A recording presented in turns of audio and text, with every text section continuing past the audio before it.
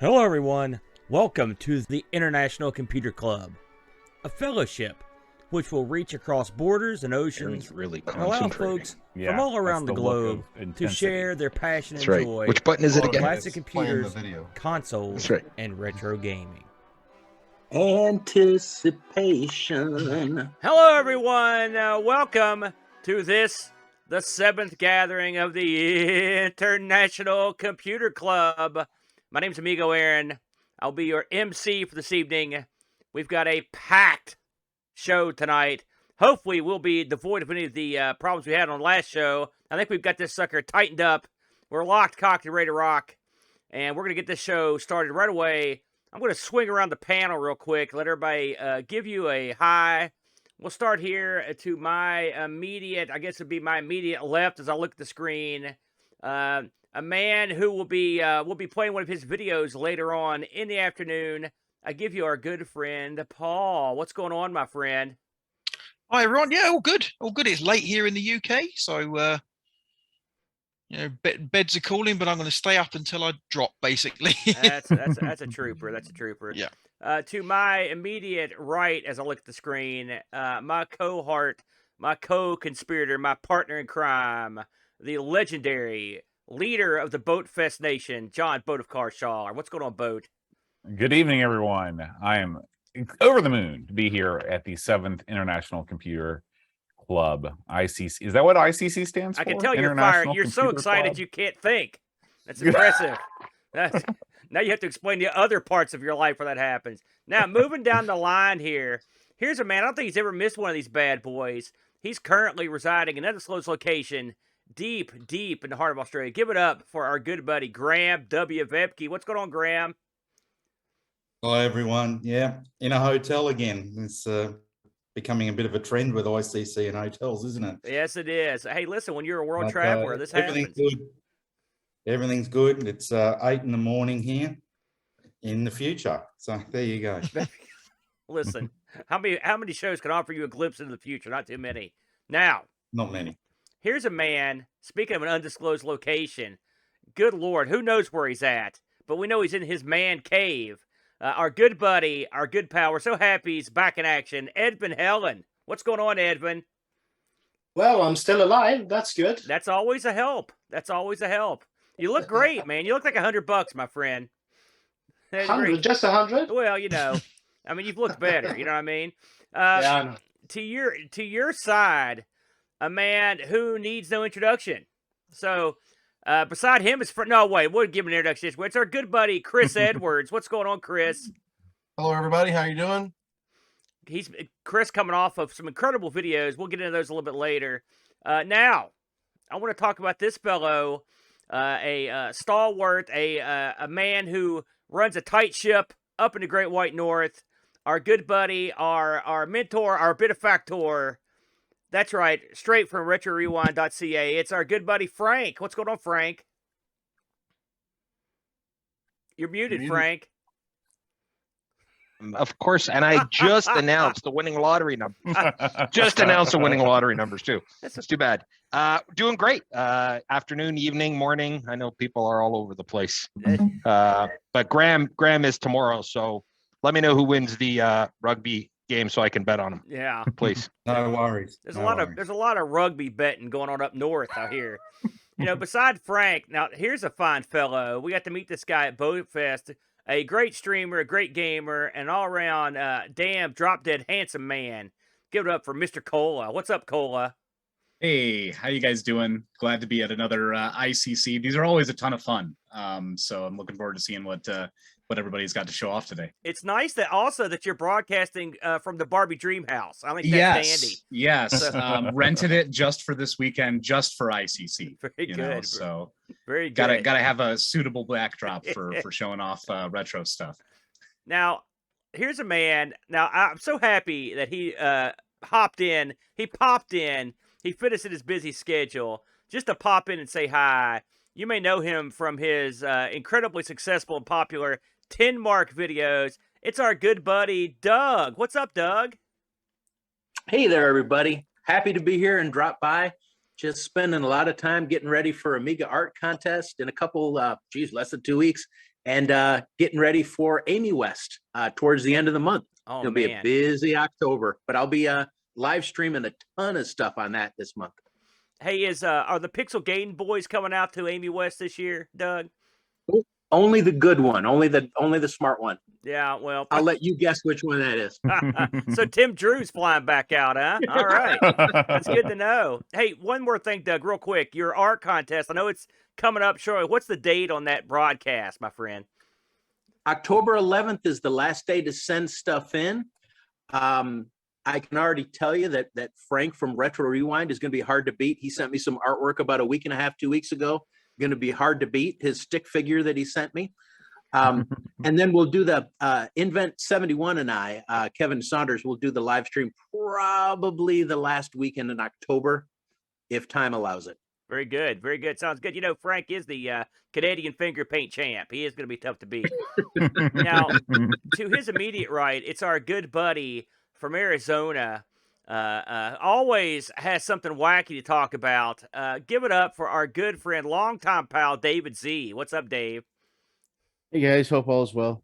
Just got a lot of projects. Summer's wrapping up here. Still 100 degrees, so wrapping up all my summer projects. I'll show you some of that later on. Very good, and I'm so happy he just popped in. And this is a man that we're going to lead the show off tonight, the discussion off with. I had a chance to talk to this fellow a long time ago on the Amigos with Boat, and Boat's actually met him in person.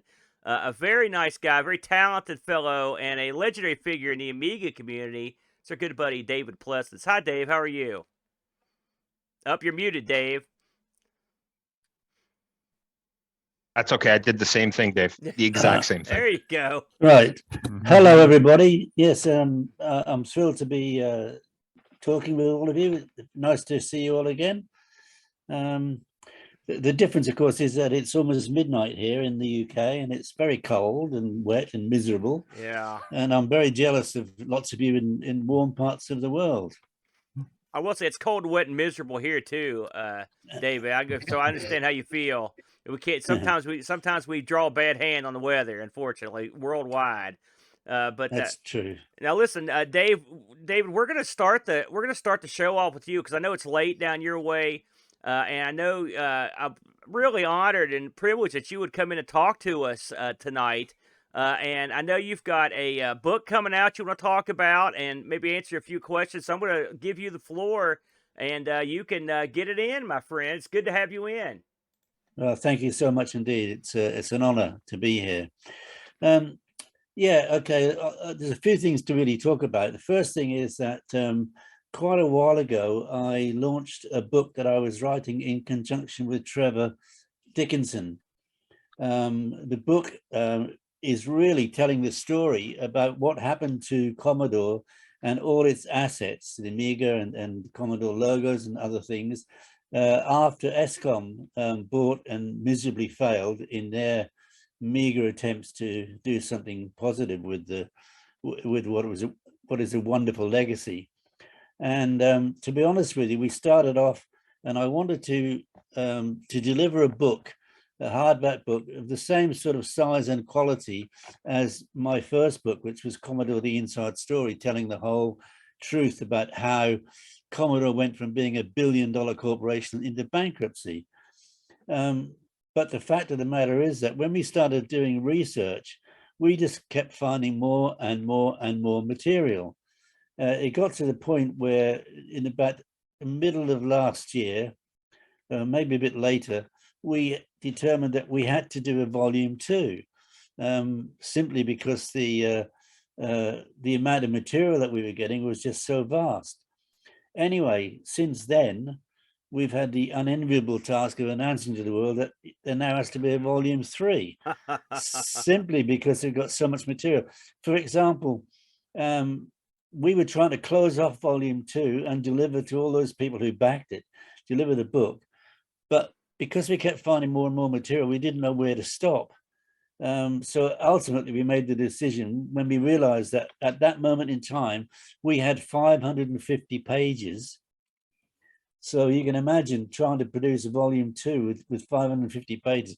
First of all, it would cost a fortune to print. Secondly, it would be very difficult to hold a book and read it that size. But even more important was that the cost to ship the book would be astronomical because it would take it over 2 kilograms. And let me tell you, having done a lot of shipping of books over recent times, it's a very costly effect. For example, I think to ship one book to the United States is about £44 Wow. in cost. So we decided to do a volume 3, which luckily, touch wood, not one person has complained about, which I think they probably had a reason to, because they originally paid for one book. But what can you do? I mean, I don't want to deliver half a story, and it is an incredible story. I mean, you won't believe some of the things. Guys, if only 1 or 2 of these things that were actually developed ever got to market, the whole world of the Amiga would be completely different today from what it is now. It's just a sad thing that, for a lot of reasons, and it's almost a curse. Every time you read something, it's a curse that something happened that screwed up what appeared to be a good plan. Now, having said that, of course, there are still quite a lot of people who were only after trying to get a quick buck, you know, getting hold of the logo and then charging people a fortune to use it and sending them cease and desist orders if they start to develop a piece of software that was going to use the Commodore Chickenhead logo or an Amiga logo. It's got to the point where it has become, well, it's the stuff of great television documentaries all on its own. But I'm going to come back to that later anyway. So the current situation is that we've now determined the exact point where volume 2 will finish, and we are just finalizing.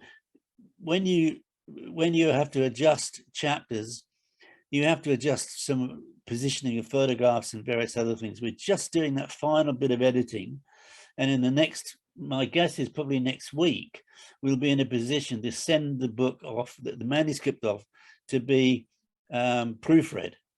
And it's being proofread, as was volume 1, by Dave McGrty, who some of you guys might know of. He's part of the Amiga Historical Society, and he proofread volume 1 very quickly for us and did a really great job. We've also asked him to do a forward for volume 2, so he'll get the manuscript probably next week, and once he's read it, then he can write a meaningful forward for it. At that point in time, we can then send it off to get it printed.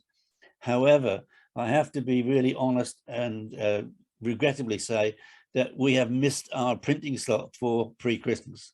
And the reason for that simply is that because, as you probably understand, every man and his dog who writes a book needs it for Christmas.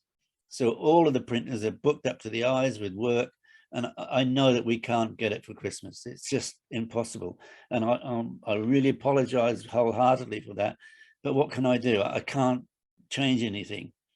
The good news is, though, that volume 3 will only be probably 4 or 5 weeks behind it, because that's virtually finished as well. And again, it's just a matter of the finalizing of the layout of the pictures and where the words appear and so on and so forth. So it's not a major job. All the research has been done, and the manuscript is pretty much in place. So I just hope that people that have backed the book will forgive us for that. If anybody hasn't backed the books, it's quite simple. Just go to if you want to buy the book, what I'm doing is I'm charging £26 for each of the books. They retail at £35, but to all the people who buy from within the community, it's £26 plus your postage. Now, having learned a very big lesson from shipping volume 1, which I did personally with the help of my youngest son, that was a complete nightmare, because since the first book, of course, we've left the EU. And what was happening was that we were shipping all these books from the UK, and lots of people got hit with customs duty. But what was even worse, and get this, guys, is that the customs people really had no idea how to handle these things. What they were supposed to do was to contact the whatever your postal delivery service is in your country, and get them to put a letter or a note through the letterbox saying, we are holding a book that you need to pay duty on. Come and pay the duty or send the duty and we will deliver the book. But they didn't do that. They just hung on to the book. And then after about 3, 4, 5 weeks, and I got everybody chasing me, where's my book? Where's my book? And well, we've sent it. Then they were just returning them to me. So now, if that wasn't bad enough, so I've already spent the money on shipping the book, which, you know, was not cheap. But if that wasn't bad enough, when the books arrive to me, they've got a great big sticker on the front of them saying return to sender. But that sticker is put right on top of the name and address of the person it was sent to. And when you take that sticker off, it ruins the name and address. You can't see where that bloody book has come from. Oh my God. So you can imagine what that, you know, it's been an absolute nightmare. Anyway, I have now resolved that situation because I get my books printed in Turkey because they do a very good job at a reasonable price. So what I've now arranged is that volume 2 and subsequently volume 3 will be shipped from Turkey directly to a small company that we're working with in Germany. And they don't have to pay any duty from Turkey into Germany.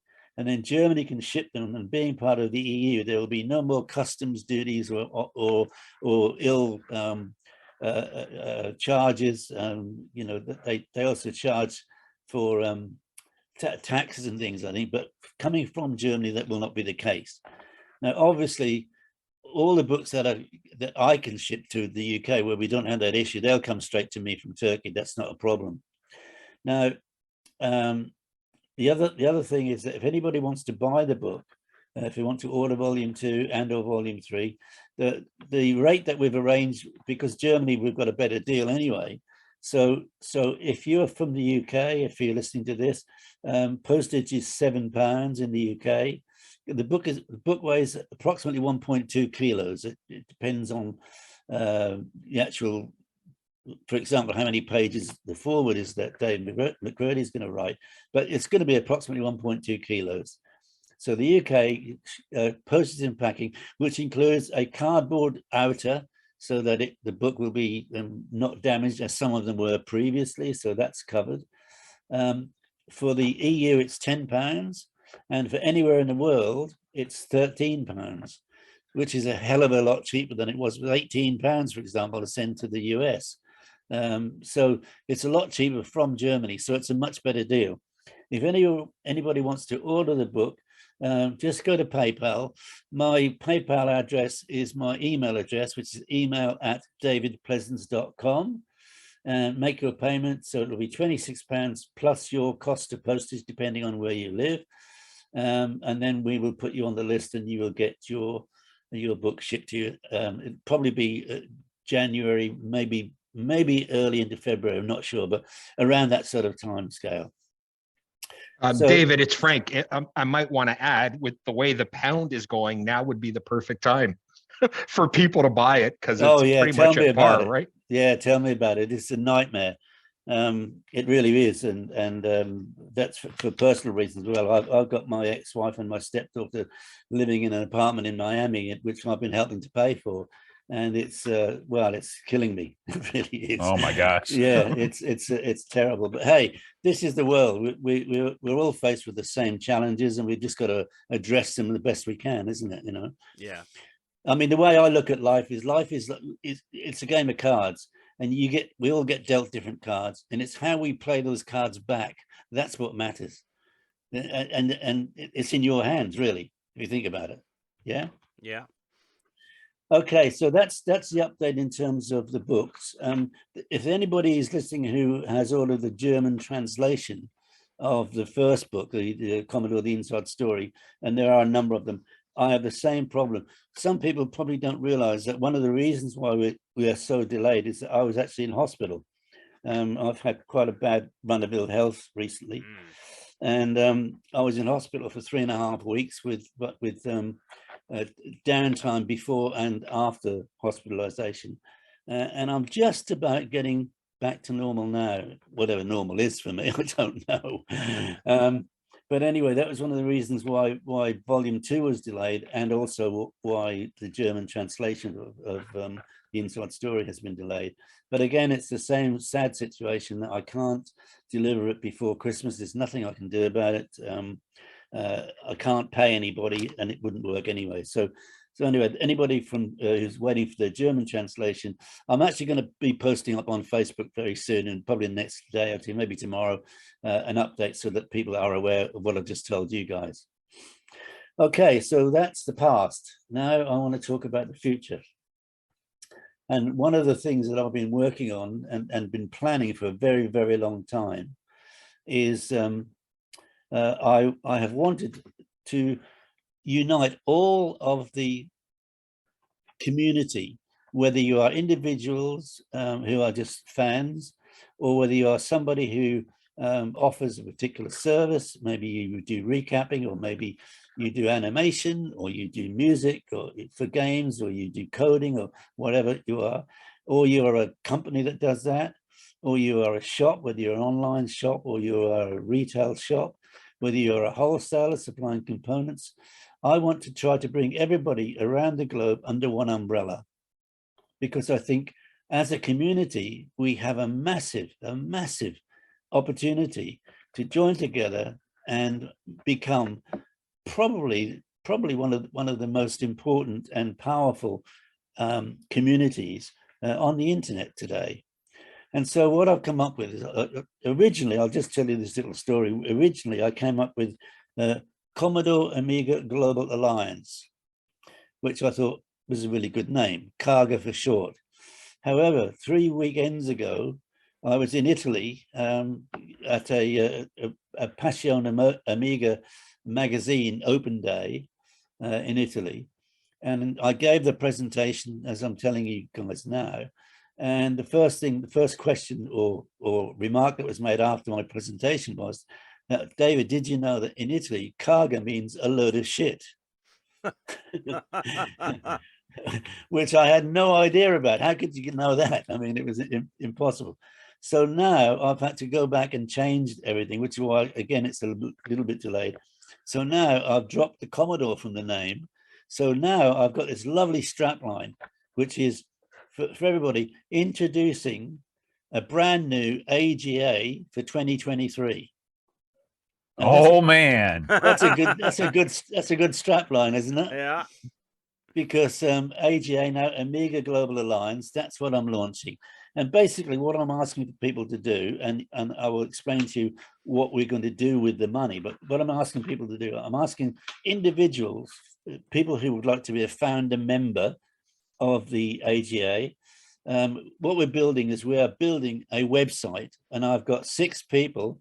I've got 3 people from the UK, 1 from New Zealand, 1 from the US, and 1 from Italy, all professional webmasters, all very, very keen Amiga fans who are going to build a website.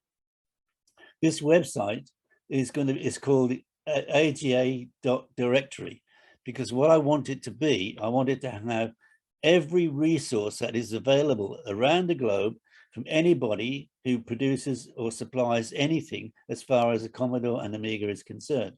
So if you are one of those people who does recapping, you can be listed on the website, and somebody looking to find it, they just pick up a secondhand Amiga 500, want it recapped, can look on the directory and find out where. And this is for every kind of resource, no matter what it is, to do with Commodore and Amiga. This is going to be the most comprehensive website of all time. So in order for people to become a founding member, which is just the average Joe in the street, I'm not talking about people that are professionals. There are different levels of involvement in terms of annual fee. But the average guy that I want to really support this, it's £30 a year, which, as you say now, is a very low cost. Maybe I should change that, but I won't. But what I'm going to do in terms of the very first time of getting people to invest their £30 for the first time, there's a number of things. First of all, anybody who pays £30, I'm going to send them a whole lot of goodies all downloadable goodies so that there's no shipping costs involved. I'm sending them, for example, either the ebook of Commodore the Inside Story, because lots of people haven't bought it, or the audio book, which is actually spoken by Dan Wood, and it's phenomenal, 8¼ hours of audio. Oh, wow. I'll also send them the Viva Amiga extended remix video, which has an hour and 40 minutes of additional material that was not on the original release. They'll get that as a download. They'll also get a brand new 64 game from Wavem Studios, which is called Cosmic Force. And they will also get Wavem Studios' brand new Amiga Alive and Kicking video, which was only released this year. That's going to be sent as a download as well. So we're talking about 70, 75 pounds worth of products they will get for their 30 pounds, just as an enticement and encouragement to join and support the AGA, the AGA project, which I think is a pretty damn good offer to get people at least involved in it. Now, if you are a single person who provides anything, you say you're a voiceover artist, or you do music or whatever, it's £50 a year. If you're a company doing those things, it's £100 a year.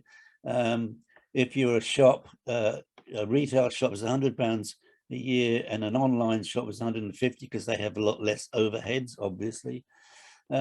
Things like magazines, I'm charging them £250. However, what the plan is there is that we will do a lot of contra deals, so that with this money, when it comes in, which I'm coming on to next, we'll be able to, instead of them paying £250, we will get from them advertising and promotion in their magazines and so on and so forth. So that's the kind of overall concept. But what are we going to do with the money? Okay, well, obviously the first thing is to build and maintain the website and the overheads and expenses to run that. Then the next thing we're going to do is that we are going to provide funding. Oh, let me just preface this. I am not going to be running a Kickstarter for this, and there is a very good reason for that. The reason is that a Kickstarter costs 9%. Kickstarter themselves charge 5% for their services, and then the company that provides the funding, in other words, you commit to, and then they provide the funding back into the Kickstarter, they charge 4%. And I think that is a huge amount of money that we don't need to pay out. And in fact, I would rather use that money to put back into the community, which is the whole principle of AGA anyway, is to provide money back into the community to help the community. So what I'm at this moment in time, I'm committing 20% of whatever comes into me, it comes into AGA, is going to go back into the community. And the things that we will do, for example, is that if you want to write a new game and you haven't got any funds, you can't get any funding to fund it, we will look at funding that, because we want to encourage things developed and produced for the community. We'll also do that for people who want to develop hardware. In fact, anything that's worthwhile and of benefits to the community, I will be establishing what I'm calling really an advisory board, which will be probably half a dozen people, all with different skills, that we can collectively get together and evaluate propositions, so that we give everybody a good hearing, and that anybody who wants to produce something, we can give it, evaluate it and make sure that we're getting good value for money and that the community benefits from it. Okay.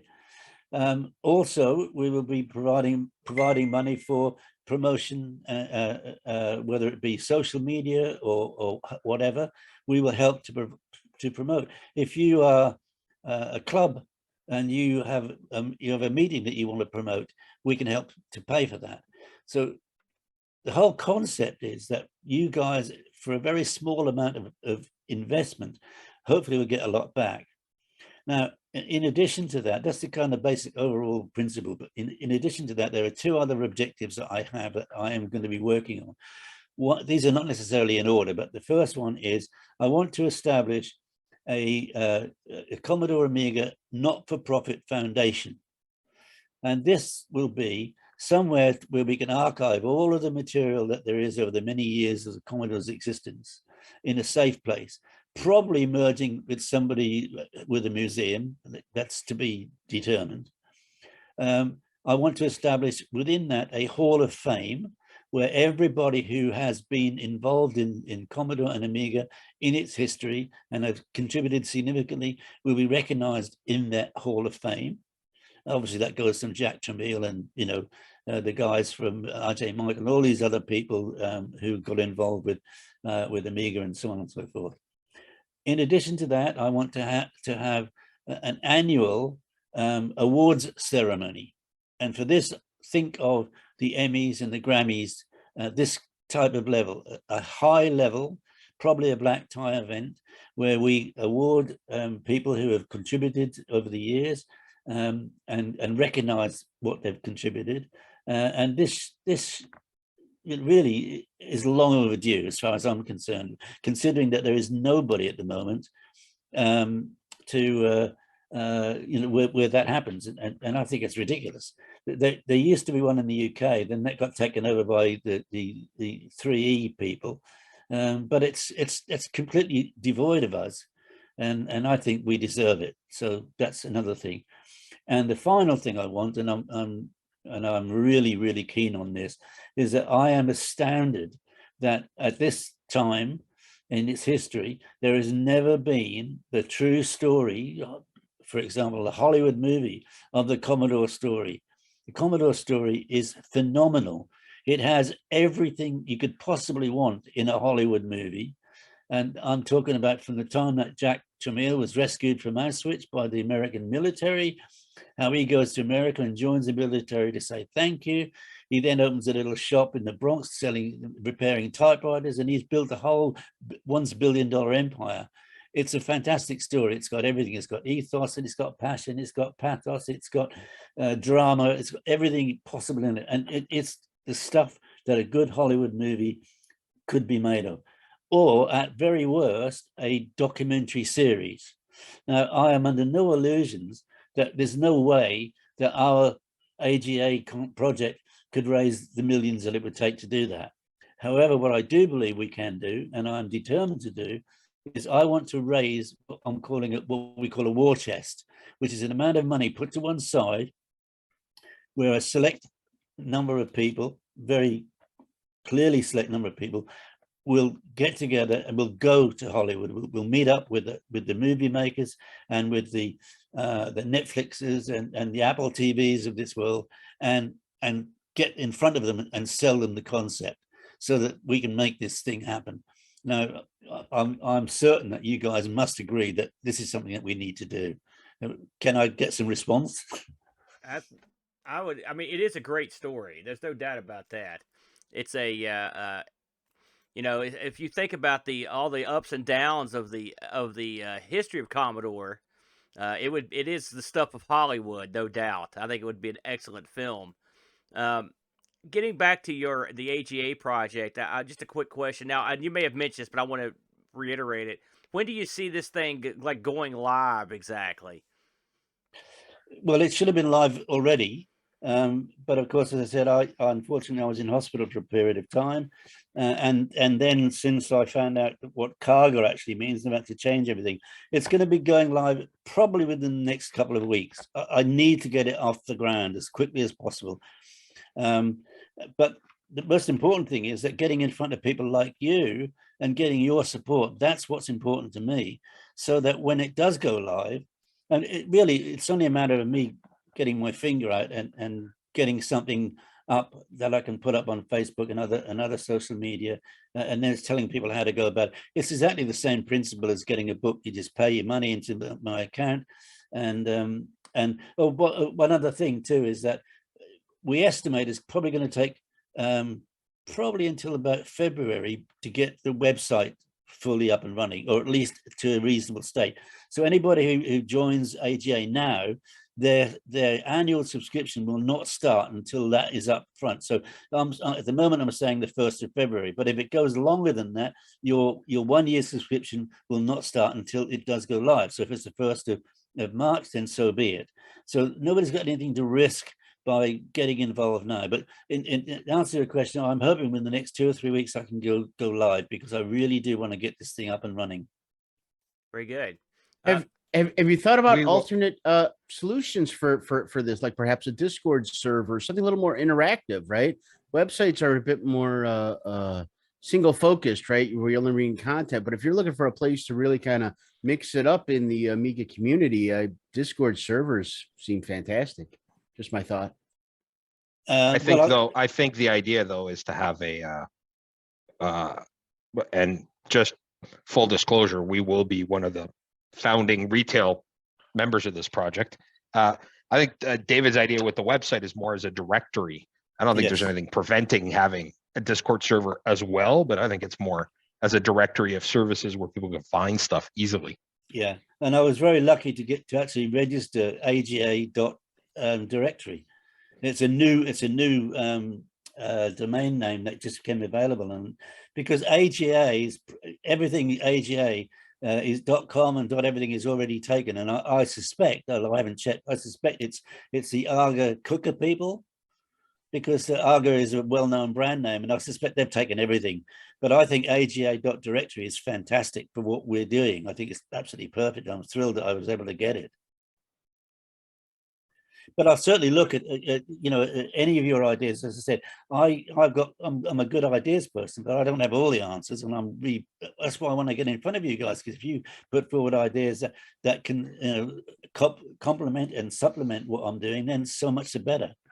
Because this is our community. This is one global community who, for the first time, will have one voice. I saw a I saw a previous video you did. Hold on, just give me 1 second here. I saw a previous video you did, Mr. Postins, where you mentioned some of the guys that were working in the project. Can you kind of go over some of the guys that are working on this AGA project with you? Because I recall there were some pretty big names in there. Yeah, you're going to test my memory now, because no, well, I've got. Let me just think about this. As I said, there's a guy called Steve Morehouse. He's a UK-based guy. He's had a business developing and running websites for 26 years, and he's very, very knowledgeable.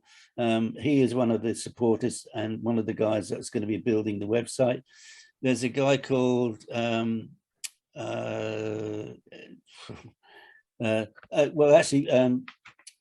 Paolo Verso, who is the founder and editor of the Passion Amiga magazine in Italy. He's loads and loads of websites that he's done. The guy is Elliot. What's his name? The guy in New Zealand is Elliot. The guy in the US. I'll tell you what I can do. I'll have a look, because I just can't remember the names off the top of my head. David, if you send them to me, I'll pass them on to the group. Yeah, I will definitely do that. But I mean, and one of the guys is a bachelor of first class honors of computing, and also he's a doctor of what was the terminology? I can't even think now. But these I promise you, these are guys that have volunteered to get involved because they love Amiga and they want to do it right. And so for me, that is the major thing. Okay, I can tell you I've got endorsements by Amiga Bill Winters, by Dan Wood, of course. Oh, by the way, can I just talk very briefly about your event in December? That's ours.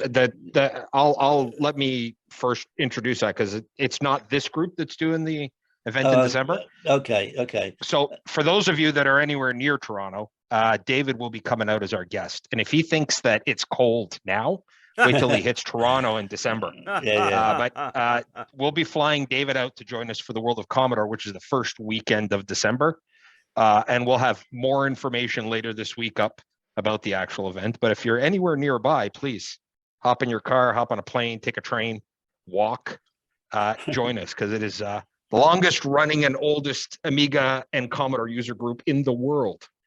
And we've been doing this ever since. World of Commodore used to be put on by Commodore in the 80s and 90s, and we've carried it on ever since. good. Yeah. Okay. So yeah, I will, Frank. I'll send you the names of the people. In fact, what I will do is I'll send you the whole PowerPoint presentation, which I've just had to change and take Cargo out of it. We're about to change the logo and all these things because of Drop the C. Yeah, drop the C. Which in fact some people had suggested beforehand, but I was against it, to be honest with you, because without Commodore, there would be no Amiga, as far as I'm concerned. And I think we've got to involve everybody.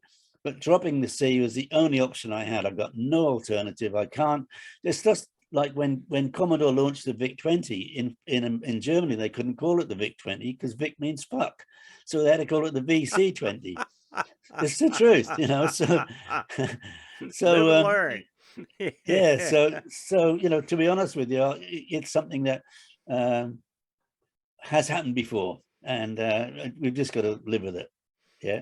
Very good. I got a question. We've actually been joined. I just realized we've been joined by the editor of an Amiga magazine as well. Ian, Pixels at Dawn. Who is that? Which one is it?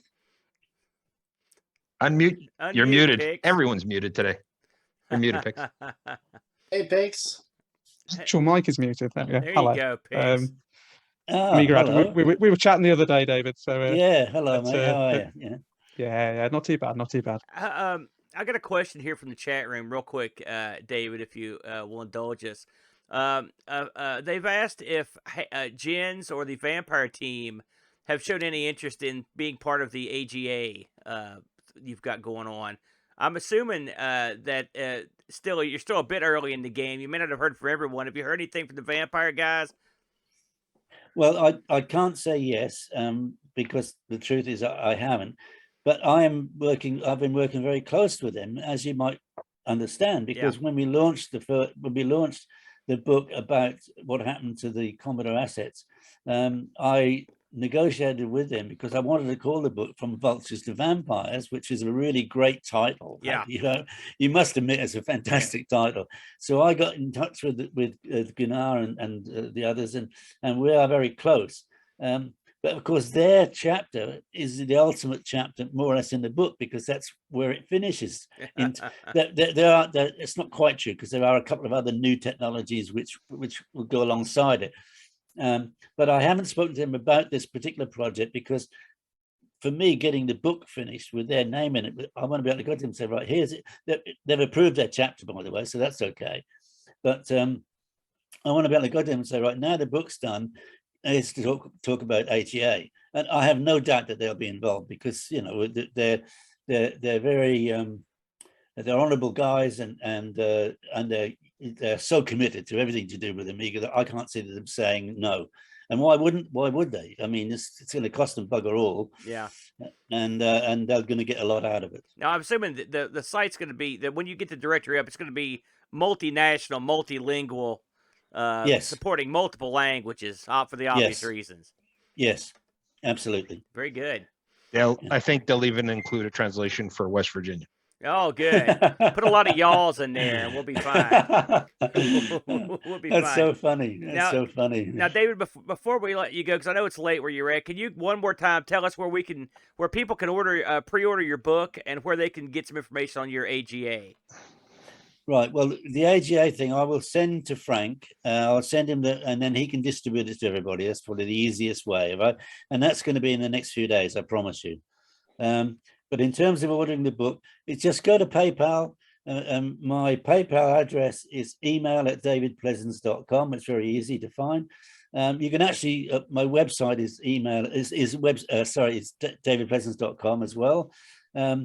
There has been some issues with that, something to do with WordPress, keep on adding some add-ons to it, which it doesn't like. But anyway, that's my website. But if you go to PayPal and email@davidpleasance.com, you can pay us your money, and then you will be on the list, and you'll be getting a book in the post.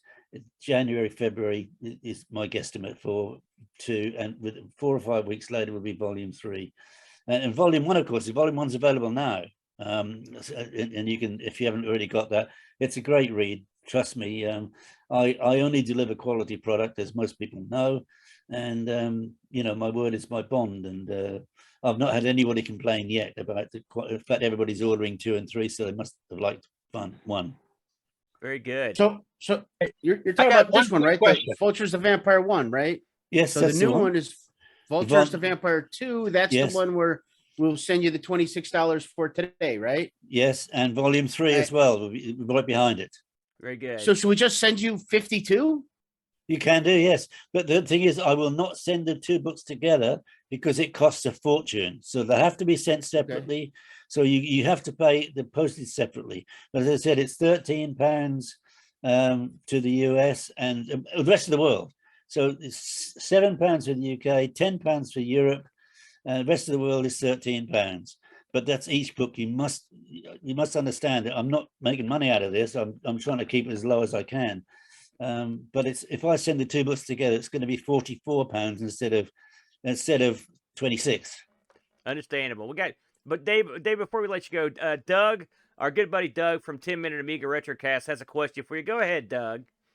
Okay, sorry. Hey, Doug from 10 Minute Amiga Retrocast here. Hey, hello, Doug. David, have you talked to Mike LeBlanc from Cloanto about AGA? And if so, what's his opinion and is he interested in it at all? Considering, he owns all the copyrights to the Amiga stuff. Yeah. But you're talking about Mike Batalana. Yeah. Sorry. Look, Batalana. Yeah. Yeah. I had a long conversation. In fact, I'm just trying to remember where it was. It was one of the Commodore Amiga events I was at with him. I think it was it was one of the London ones. Anyway, I set aside specifically with him some time to sit down and go through the whole concept. And I have to say that his reaction was mostly quite negative, but I'll tell you for why. He is obsessed, completely obsessed with finishing this one legal battle that he's got with the Hyperion guys, Ben Herman, and he said he didn't want me to do anything until that's finished. And I said, I can't wait for this. This needs to happen now. I'm 73. I'm not getting any younger. I want to get this thing done. And I don't think it'll make any difference whatsoever. What I think he is nervous of, and this is another aspect of the AGA thing, what I think he's nervous of, and he has right to be nervous, is that I believe that the AGA logo, which is phenomenal, you will get to see it obviously next few days. I believe that everybody who joins the AGA project has the right to use that, and it will become the de facto standard for excellence as far as Commodore and Amiga products are concerned. And therefore, I can see in the course of time that logo can diminish or completely abolish the need to use an Amiga or a Commodore logo that people are charging big money for because they're greedy bastards. And it's the truth. It's, I tell it like it is. Me, I just tell the truth. Whether you like it or you don't like it, I tell the truth. And I can see, and I hope it works, that the AGA logo will become the de facto standard, and you don't need to pay anybody to produce something with that on it. That tells everybody who's going to buy it that this is a product of quality and excellence. Interesting. That's an interesting way to look at it. I never thought about doing it that way. Thanks. Very good. But yeah, so but Mike, I mean, I've known Michael a very, very long time. In fact, I can tell you, it went back to the days after we started doing things like the Batman pack, which were hugely successful. And then one day Electronic Arts came to me, and I must tell you this, when I went to Electronic Arts and asked them to put their great product into my pack, they were on their knees. They'd opened up in the UK, and they'd only got the art package. They hadn't got anything else to sell. So I saved them and I put them in my packs, and we sold hundreds of thousands, admittedly not at the high price, but we sold hundreds of thousands of them and put them on the map. Now, they came to me one day and said, look, David, we know there is no other product like ours, so therefore we're going to put the price up. And I don't react to that. That's having a gun put to my head. If they'd have come to me and said, David, look, we really need to get some more money, can we discuss it? Different conversation. they put the gun to my head and said, we're going to charge you more money. And so I went to Mike Batalana, and his product is, in some ways, some things were better and some things not as good.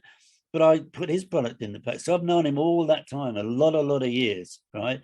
And again, I helped him out. I put him on the map big time. And you're talking about personal paint, right? Yes, I am. Yeah, I am. So I was a bit disappointed with Michael's reaction. He's I don't know. He's I mean, I know for a fact that he wants to do a not-for-profit foundation as well. I can't say that that's necessarily my idea. I think it might have come from him a long time ago, but it's been in my mind a long time. But I want to move ahead with it. I want to just sit back and let time pass, because now, as I know, we're all certain, now is the most buoyant time in the Commodore Amiga history. The community is more active than ever before. And I think now is the right time to move this forward, and let's make ourselves bigger and better and bolder than before. And it's up to us. We've got the wherewithal to do it, so let's do it. Very good, very passionate, Mr. Pleasance. Hey, listen, we appreciate you popping in. I think you've got a couple good projects going there. I'm definitely. This is the second time I've heard you talk about the AGA project. Very interesting. And of course, your upcoming books should be a lot of fun. Always well done. Thanks for spending a little bit of time with us. We know you're up late over there, and we really do appreciate it. And we hope you have the best of luck with your projects, my friend. Gentlemen, I'm really honored to be in front of you. I mean, I've said this all my life. I mean, me getting my job with Commodore was a complete fluke. But it was the most perfect thing for me. It was so much my DNA. And I was there 12 and a half years, and I loved every second of it. And I'd probably still be there now if they were still going. But I never forget that without you guys buying the product, I wouldn't have had a job. So that's why I love meeting you guys, whether in person, and I go as many places as I can. And I'm really looking forward to your event in Canada. I'm obviously at the Amiga 37 event in Germany later this month, 2 weeks time, I think it is. In fact, I'm really looking forward to that. That's going to be an awesome, an absolutely awesome show as well. But it's you guys, I relish talking with you guys, because, as I said, without you, I wouldn't have even had a career. So thank you guys. Very good. Hey, thank you. And if you guys much. can come up to Toronto, you can meet David yourself first week of December. Beautiful. First weekend. Very good. Yeah, and I will sign anything for you. I won't sign an Atari, but I will sign anything for you. Well done. Yeah. I love it. Well, thank you, David. We do appreciate it. And feel free to pop in anytime. We do appreciate you coming around, my friend. Thank you so much, gentlemen, and enjoy the rest of your day. God bless. Thanks, David. Adios. Cheers. Bye-bye. Bye-bye. So that was David Pleasance. Again, he's got some intriguing projects coming up. And if you're interested in picking up or getting pre-ordered for his upcoming books, or interested in the AJ project, please follow the advice he gave and head over, I guess, to his PayPal to check that stuff out. All right. With all that said, there's only one man that you can send in to follow up a David Pleasance, and he's Pixels at Dawn. No, even bigger, even more handsome, bigger. And it's a man I like to call that crazy guy from the man cave. It's Edvin Helen. Edvin, you're leading off we've left the astral plane. You're leading off the mortal coil here with whatever you've got cooking here. So let's see what you've got, Edvin. You're up. Thank you, Aaron. Well, I was like you do. You watch videos on YouTube and you see people doing cool stuff, and I thought, hey, I can do that cool stuff. I can put like micro things in a micro and That's make a it tiny do thing. things. Yeah, this is, look, it fits in my mouth. That's pretty weird. You Or can my put a ear beach or ball in your whatever. mouth. Come on. This is a computer. This is the Raspberry Pico, I think it's called. Yeah, like 4060, the RP 4060. Yeah, and they're like $4 or something, $3-4. So you could you can use it for whatever. So I saw this guy stuffing it into a GameCube, and I thought, hey, I don't have a GameCube, so I could just buy one. I can stuff this in it and make it do cool stuff. Hey, Edwin, what's a GameCube running in Norway these days? Well, it's kind of expensive. That's the drawback. It's around I think it's $100 maybe. Oh, That's yeah. not too bad. That's Not too expensive. $100, man, that's expensive for Nintendo shit. It's expensive. Bam. That's true. That's true. Okay. Touche. So okay, I dropped something. Let's see. So, of course, being very good at soldering and troubleshooting, I had to buy 2 because I ruined one. But then I have Luckily, one you're to modest. show off. Luckily, you're modest. Yeah, and then I have one to show off, you know. I could point to things and say, hey, and I could put my greasy paws on it, no problem. So to get the Pico boot, which is called, to work, you have to solder these tiny little things. Let's see here. These ones. If you put my finger on it, but How did you do that? That seems insane. yeah, it is insane. So I had to solder a few of these and a few of these points. These points were easier, but the ground point was that was a hassle because I had to up the heat, and this board didn't like that. But whatever. So this one is toast, and I have to maybe when I get more skilled at troubleshooting, I can get this to work again. But That's right. You just fix your mistakes once you learn more. That's yeah, of course. Yeah. So, and then you mount it to the power button and fan assembly, which you put on the side here. You just mount this with a double-sided sticky tape, or you could do a 3D 3D print a holder. Of course, I don't have a 3D printer, so I just use double-sided sticky tape. So when you're finished, you have a nice product.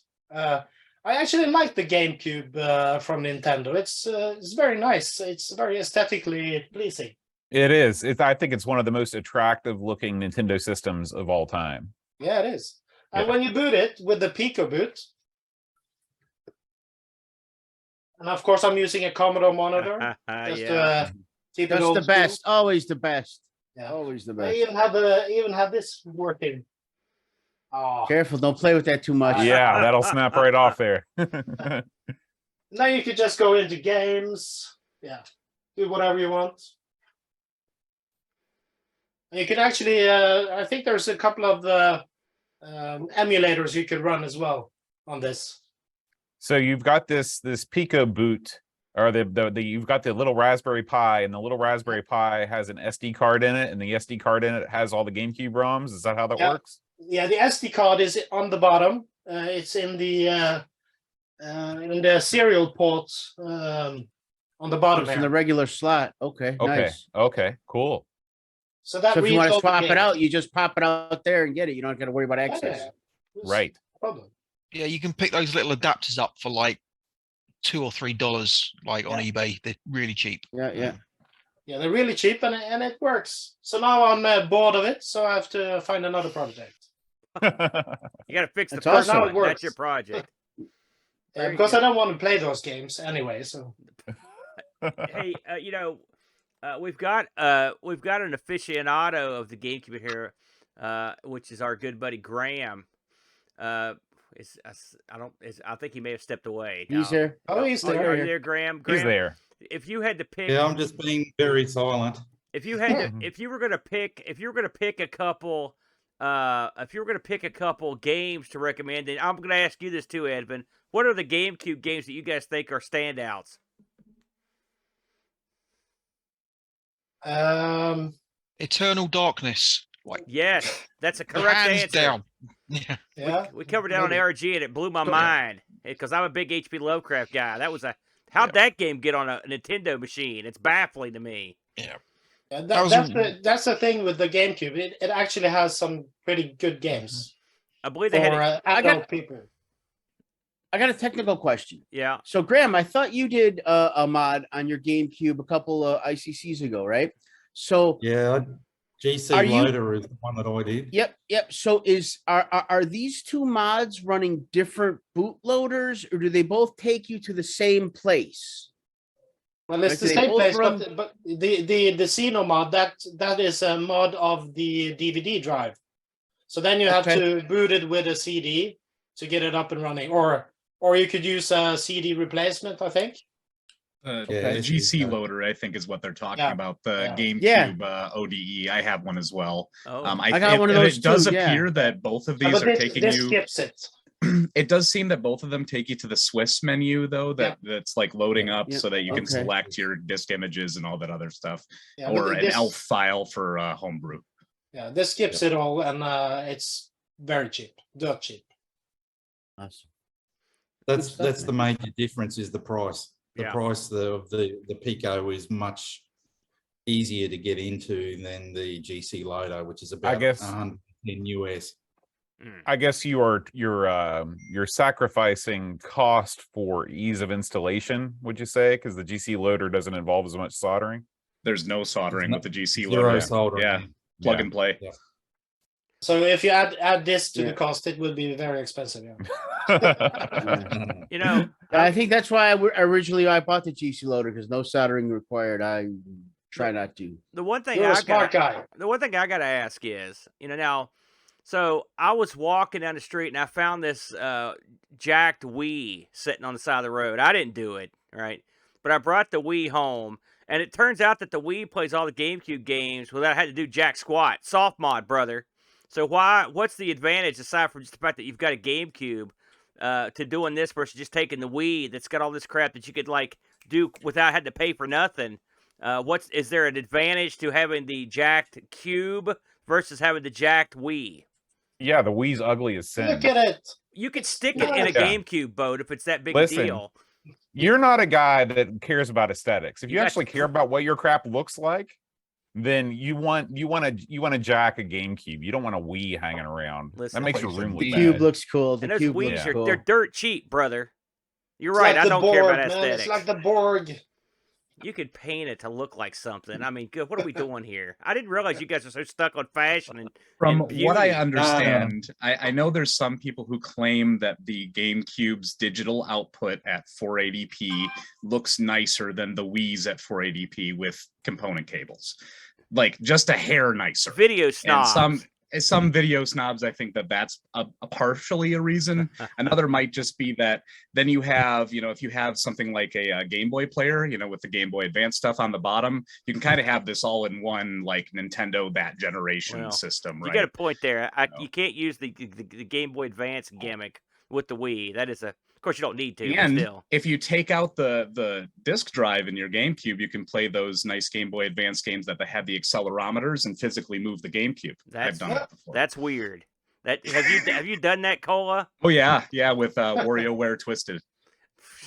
I also had to have a controller with me too, because you have to hit a button sometimes. It wasn't ideal, but it was something fun Well, one day. You won. That shut me up. I got no retort to that. By the way, I do want to recommend, speaking of GameCube games, I like the Day of Reckoning series on there. If you're a wrestling fan, those games weren't released on any other system, and they were both great. And they never made sequels for them or anything on any other systems. So I was a big fan of those as well. I will admit there are a lot of good GameCube games. The Star Wars games were good. So there's plenty to play. Hey, listen, Nintendo, they support their stuff. So you've been happy with it, Edwin, then so far? Yeah, it's been working fine, and now I have a lot of these small computers. Very good, very good. Backups of the backups. Very good. Any questions for Edwin? I think you covered it. Okay, that sounds good stuff, dude. That was awesome. Thanks I for love showing it. that off. Hey, listen, I've Good stuff, got man. 2 GameCubes sitting around, so maybe I'll follow suit here if I can Yeah. get off my lazy butt. Just don't do like me. Like when you're soldering, your hand goes like. Well, listen, I get a little. Depends on how many of these I've had before I get in. Before I get down with Steady it. your hand. Yeah, exactly. So, very good. So we've had some people creep in while Mr. Pleasance was on. Let's quickly say hello to our good buddy Pixels at Dawn. What's up, Pix? Good evening. Good evening. Very good. Looking dapper as always, Pix. I try my best. Very good. He's not on camera right now, but a shifty fellow rolled in. It says Robert Race, but you may know him better by his title, O-Rom. There he is. He's as shifty as the day is long, brother. I can tell you that right now. I sneak around. Good to see you, O-Rom. And then Sir not appearing in this picture. I didn't know he was there earlier when I was introducing people, but he's around. He's creeping. It's our buddy Pack Billy who sent us a video we're going to watch later. Hey, and I'm also, being, oh, there I'm he being is. Say censored. something. Yeah, I'm being censored because I'm completely nude right now. Man, we're all missing out on that, Pack. Haven't seen you in No, person. thank you. Yes, Yeah, throw the keep it camera that out. way. No, hit it with a hammer. That's a tall drink of nudity, folks. I can tell you that right now. And also make it in, we're going to pitch it right to him. It's our good buddy, our good pal. He's got his own series of programming knowledge he lays down. It's Happy Coding. What's going on there, Happy? It's good to see you, man. It's been a while. Hey, chaps. Yeah, good, man. Can you hear me okay? Yes, you sound great, dude. Greetings from Central Asia. So this is a nice international feel. And I'll see your winter in Toronto and tell you that it's already 23 Fahrenheit here. So we're getting ready for a nice cold Holy winter. smokes. It's already 23 over there? Yeah. Oh, man. Bundle up, Yeah, pal. we had a little bit of snow. It hasn't settled yet, but it's thinking about it. I Do cussed they out the use car for Fahrenheit having in frost on it. Kazakhstan, Happy? No, I did that for all you guys. Oh, we appreciate the conversion. It's I know you guys don't like to do math, you know. We're so. done. No. I don't know what that is. Yeah, in and Celsius, listen, so I'm I have assuming it's a- cold. I have a hacked Wii here, so I'm gonna be with Aaron on this one. It's great, and I mean, there are some really good Wii games, by the way. Yeah, and, I agree. And you can emulate, and you can also it can emulate Light Gun, so you can play Duck Hunt and things like this with a controller. And yeah, and it has a USB. It has a couple of USB ports, and it has an SD port. So it's definitely the good noob option, that's for sure. It's but the I can ultimate understand. hackable system. Yeah, if you want to, I mean, the GameCube is much more iconic, and if you wanted something classic, then yeah, for sure, then that would be the way to go. Perhaps I'll put one in my Panasonic Q when I get back to the UK. You know. Oh wow, you got a Panasonic Q? Holy cow! Yeah, sure have. Yeah, I got one when it was new, actually. Yeah, Those are beautiful, beautiful systems. Yeah, very nice. And it's been hacked. It's been slightly hacked because it'll play. This is pretty old school, but it'll play MP3 on CD, right? So you can burn MP3. At the time, that was cool. No, I got to tell you, that was cool at the time, right? It was like, look, I can put all my MP3s on the CD and play it. So yeah.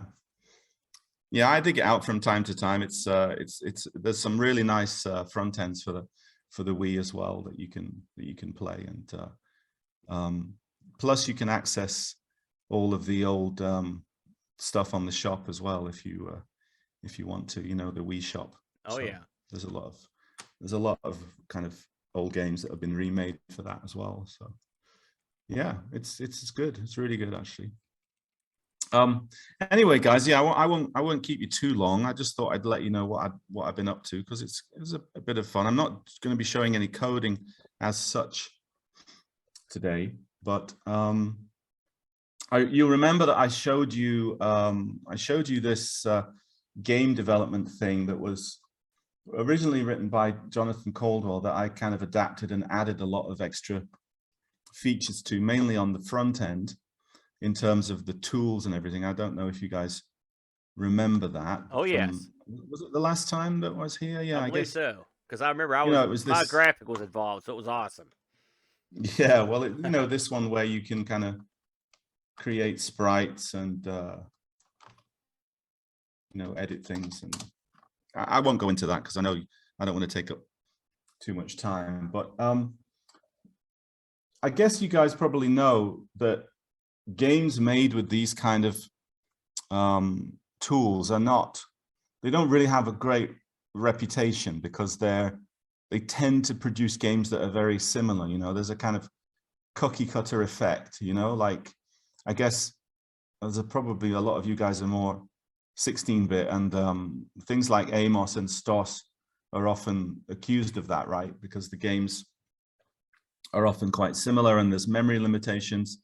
So what I've been trying to do with this is figure out some ways that I can make it more flexible and also kind of free up a bit more memory. And so I was chatting to a friend of mine, and he's got his own internet server. So what we've done is we've put the source code for this engine, if you like, on a server. And because one of the options you can have if you want to change the engine, of course, is you could have the source code and edit it and write your own routines. But obviously most people who want to use a tool like this are not going to really know much about Z80 coding, right? Because if you did, then you wouldn't really need a tool like this, right? So it's a kind of mutually exclusive thing, really, I suppose. But so this is a tool for people who don't really know too much about assembly coding.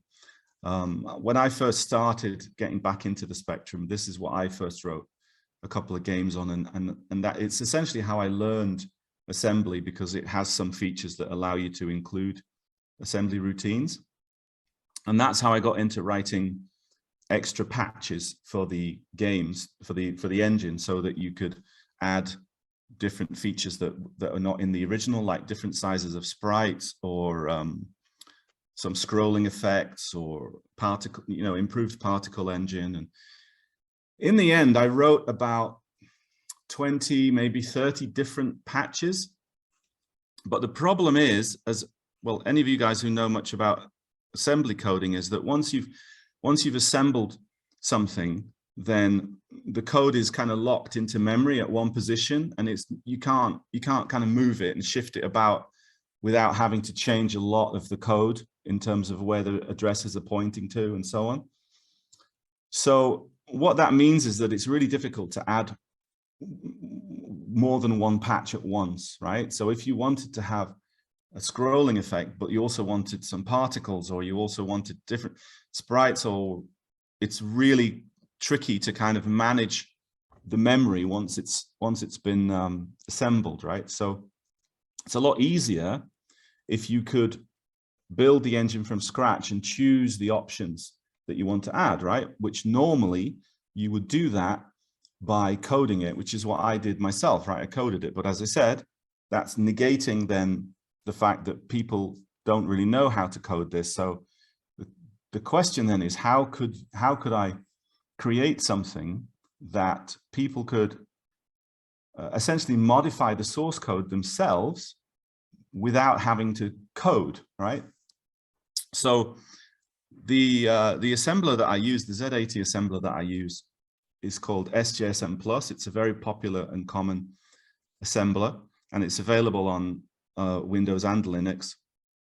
So what that meant was, and this is where the conversation started with my friend who had the server, was, look, can you run that assembler online? And he said, yeah, of course, no problem. And then basically he's kind of got together with me, and we figured out a way that you can assemble the code, and then it will send you a TAP file, which is the format for the ZX Spectrum, so that you can then load that into the Spectrum, and then you can have your own custom engine, right? So I'll show you the, just a second, let me figure out, how do I go back to I need to go back to the, to choose to share a different screen. Just a moment. Stop sharing first. You got to stop sharing and then choose your new screen. Ah, okay. Yeah, I don't even see that option though, to stop sharing. Should be at the bottom.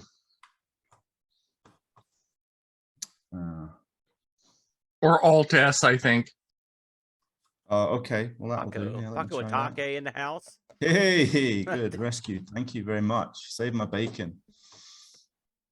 I'm All right. useful once in a while. That's it. He's done. He's done his job.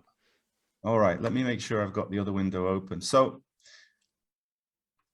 one of the really nice features of SGSM Plus is that you've got a kind of you can use an end if statement to set variables which will then include source code or not, right? So you can basically say, yes, I want this code included, this code, and this code included, and then when you assemble it, everything is sort of put together in memory in a nice sort of way, right? So that it's, as I said, you don't need to then unpatch or rejig the memory or whatever.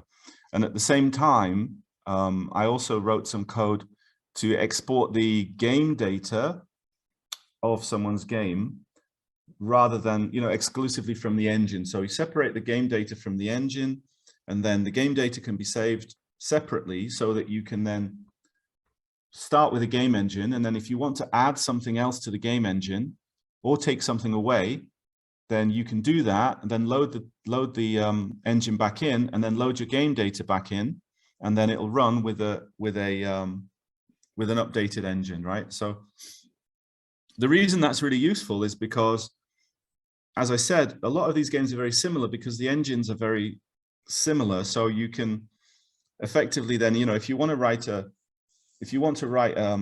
you know, like a sort of RPG type of game, then, you know, then you could add some kind of text compression tool. You know, if the game has got a lot of text, then you could use that.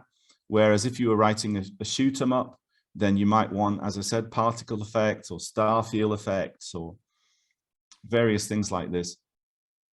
And then, of course, if you wanted to write a platformer, then you might have jump and gravity and room compression, you know, screen compression for rooms or something like that. So all of that normally is included within one engine, but most of the time you don't use a lot of the different options, and that's why it uses up more memory, right? Because it's designed to be a one-size-fits-all kind of a thing, right? So what I wanted to do was to try and make it more bespoke and give people a chance to basically add different options to choose the engine that they want based on the specific game that you want, right? Because one of the reasons I stopped coding on this was because I was writing a particular game. For example, you know, I wrote an asteroids game, and the requirements for asteroids are very different to the requirements of, say, Donkey Kong, right? There's a whole different gameplay structure there, really. So yeah, and that's why I went to assembly, because then what you do with a machine like the Spectrum, you've got a very, very limited machine. There's no hardware support from within the machine. Everything you write is just purely done by the processor itself. So a lot of the time you do have to have a custom engine from one game to the next if you really want to get the most out of it. It's like every game is like a different suit that you have to go to the tailors and get it cut to fit perfectly, right, within the memory, if you like. So anyway, let me show you what we have here. So we've got this online option. Let me just pick that up, right? Yeah. So can you guys see that? Yeah. Yeah, man, you're good to go. Looks good. All right. So basically, what happens is that you start with this option here, and you can choose. There are 3 main engines, and each one of them is like, this one is 16 by 16 sprites. This one is 8 by 8, you know, like sort of like Load Runner, something like this. And this one is 24 by 24. And there is a difference in like how many sprites you can have on screen at once, because obviously the really small ones are a lot faster.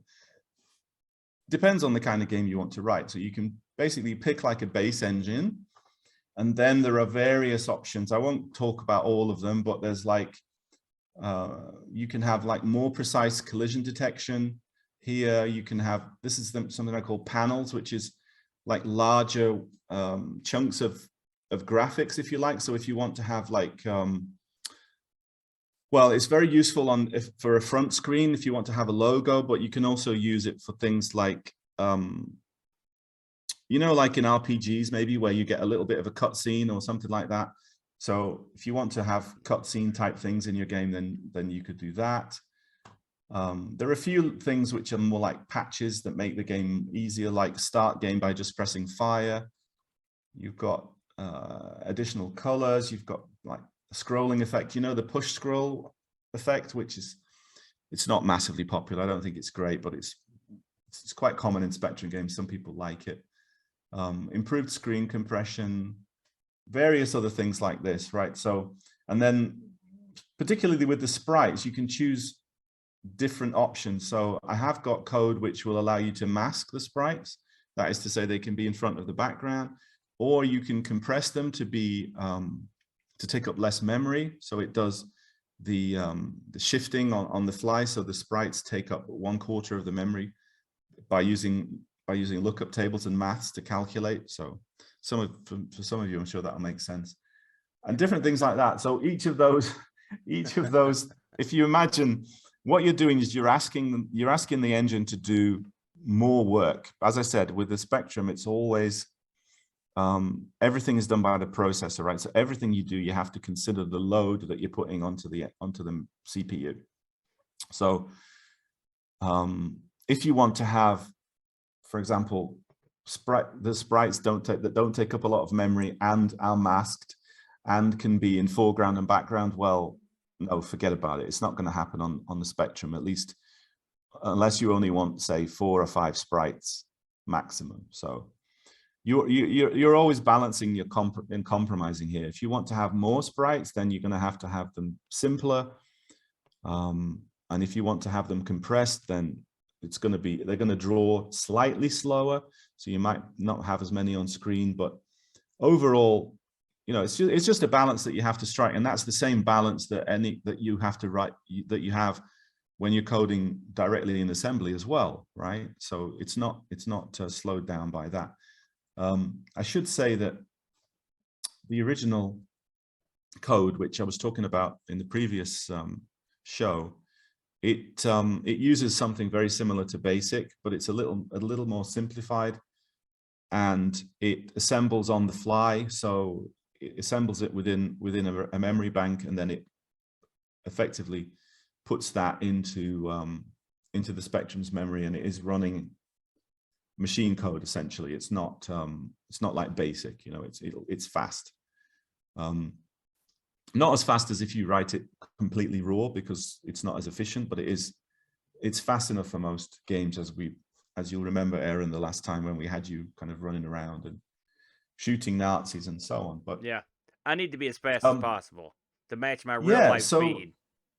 Yeah. So the interesting thing, the reason I wanted to show this today was just because it's a really nice combination of modern and vintage, if you like, because we've got this sort of Z80 source code for this 1982 machine, but we've got this, you know, this kind of front end where you can say, okay, yes, I'd like, for example, I can say, okay, I'd like to have the AY music option, and I'd like to have 4 color objects or whatever like this. And what that does is once I press this, it will modify the source code.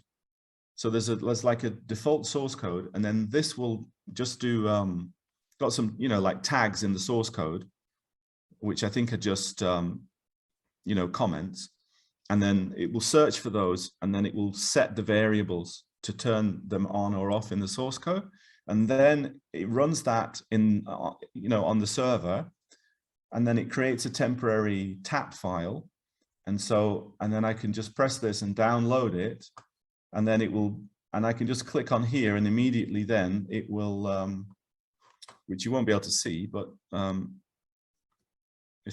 guess if I'm slick with the old Alt S, then maybe I can, is it Alt S to turn off the share? Yeah. Have I done that? Did you say control? What did he say it was? Control S? It is Alt S. Yeah. Thank you, Pigs. Have I turned it off now then? No. Still there. Okay. So it is Alt S, but that hasn't helped. Okay, just a second. Alt S. You may have to click. Oh, on, I see. No. What it is I was in a prompt. That was why. Oh no, it's just constantly asking me if I want to save. I don't know, guys. I don't know. But anyway, look, I'm probably used up my time now anyway. So, but yeah, so it's kind of cool because you can effectively have source code, which is assembled online, and it creates a file which you can then just immediately download and run on an emulator directly, you know. And what I've been talking to Guy about as well, Guy is the fellow who's been helping me with this. Because as you know, I do like a series every week on Thursday nights teaching people Z80, and we have usually have 1 or 2 guests on the stream as well. So it's like a live tutorial. And what's nice is I did some video tutorials, but what I found with the video tutorials is that then they're not interactive, and if you haven't explained something perfectly, then it's difficult to go back and change it, right? Or answer questions or whatever. Whereas when you have a kind of live class, if you like, it's not really a class, just a couple of guys, but I explain stuff to them. And if they don't follow it, then they can just say, well, what do you mean? Can you explain that in a different way? And I'll go back, and, you know, you can spend more time. So instead of having like a 20-minute tutorial, it'll be like an hour of us working together, and people can kind of work alongside us, and we share the code on the Discord at the end, and you can kind of set yourself up and play about with it. But what's nice about this, then potentially what we'll be doing with this as well then is having like an online text editor, so that you can actually code online assembly and then just press a button, and it will just send you a tap file that you can then open on an emulator, or even on a real machine, you know. So you don't need to have any kind of assembler set up. You can literally do it online, even on a tablet or on your phone or something, I suppose, you know, if you wanted to. So that's kind of fun. Anyway, hey, Happy, you should tell the people, because I've grabbed your streams and put them on the Amigos stream team. But tell everybody where when you have your show, and what time, and your name of your channel. It's almost every Thursday night, and it's at 9 p.m. UK time. So I don't know what that is for you guys in West Virginia, but anyway, GMT it's 9 p.m. So you can figure it out from that.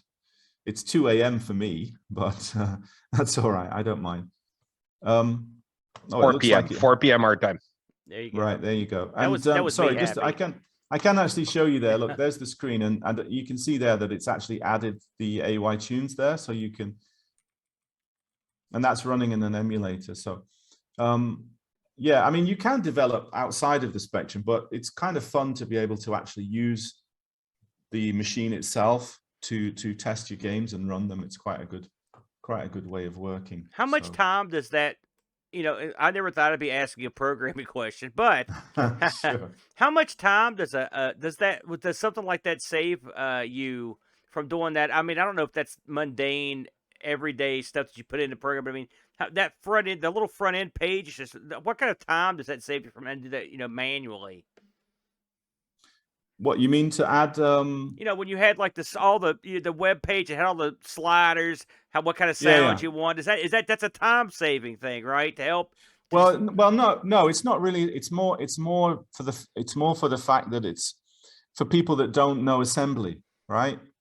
Because, well, first of all, I have source code, but that source code belongs to someone else, so I can't share that anyway, right? He's very kindly let me use it, but I don't have permission to share it with anyone else, right? So that's one thing. But the other thing is that if you want to, you know, you'd have to go in and open the source code and then edit and make some changes to variables and things like this. And yes, it's not complex or anything, but what this does is it just makes it a kind of one-stop shop for people that don't really want to use assembly, and just say, well, I'd like these features, and then it can basically send you an engine with those features, and you know, potentially it can also send you like the it can generate a PDF with instructions for the specific features that you've asked for as well, you know, that kind of thing. So it's a kind of it's sort of a nice way of, it's a helper for people that are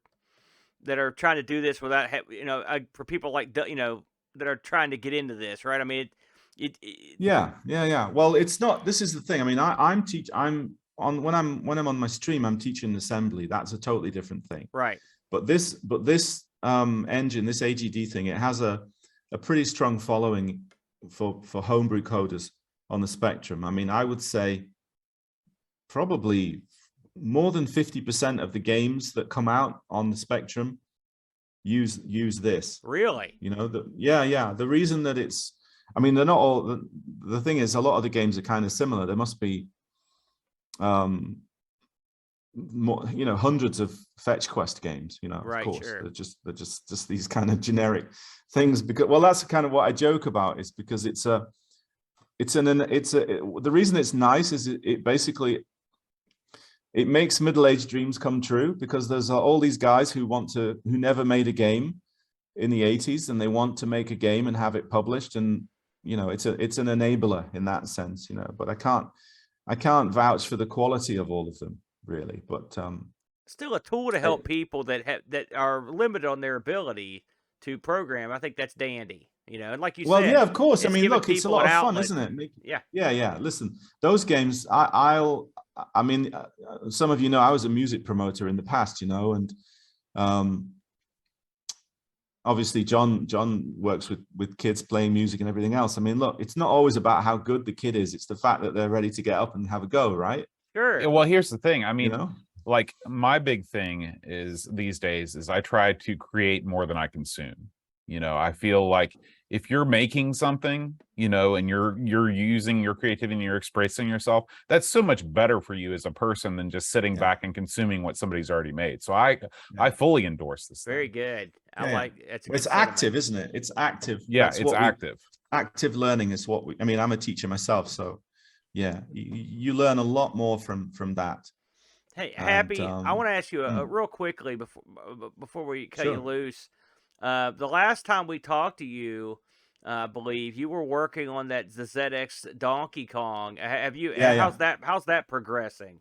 Well, I keep meaning to come back to that. I've had nothing difficult in my life, but very busy because we moved house and a few other things with my work and various other things. So I haven't had a lot of time in the last few months, but yeah, just recently I've been getting back into the coding, and I keep meaning to come back and look at the Donkey Kong. I haven't really made a lot of progress. I think the last time I don't remember if I showed you the last time. You were sending the barrels down, like a bunch of barrels, I believe. Yeah. Well, I've got the fireball in there now, so you know that's something, isn't it?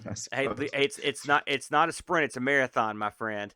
And, you know, well, you fit it around everything else, don't you? Yeah. Absolutely. Just 1 second, though, guys. Just 1 second. I just want to. All right. I just want you to meet someone. Hang on.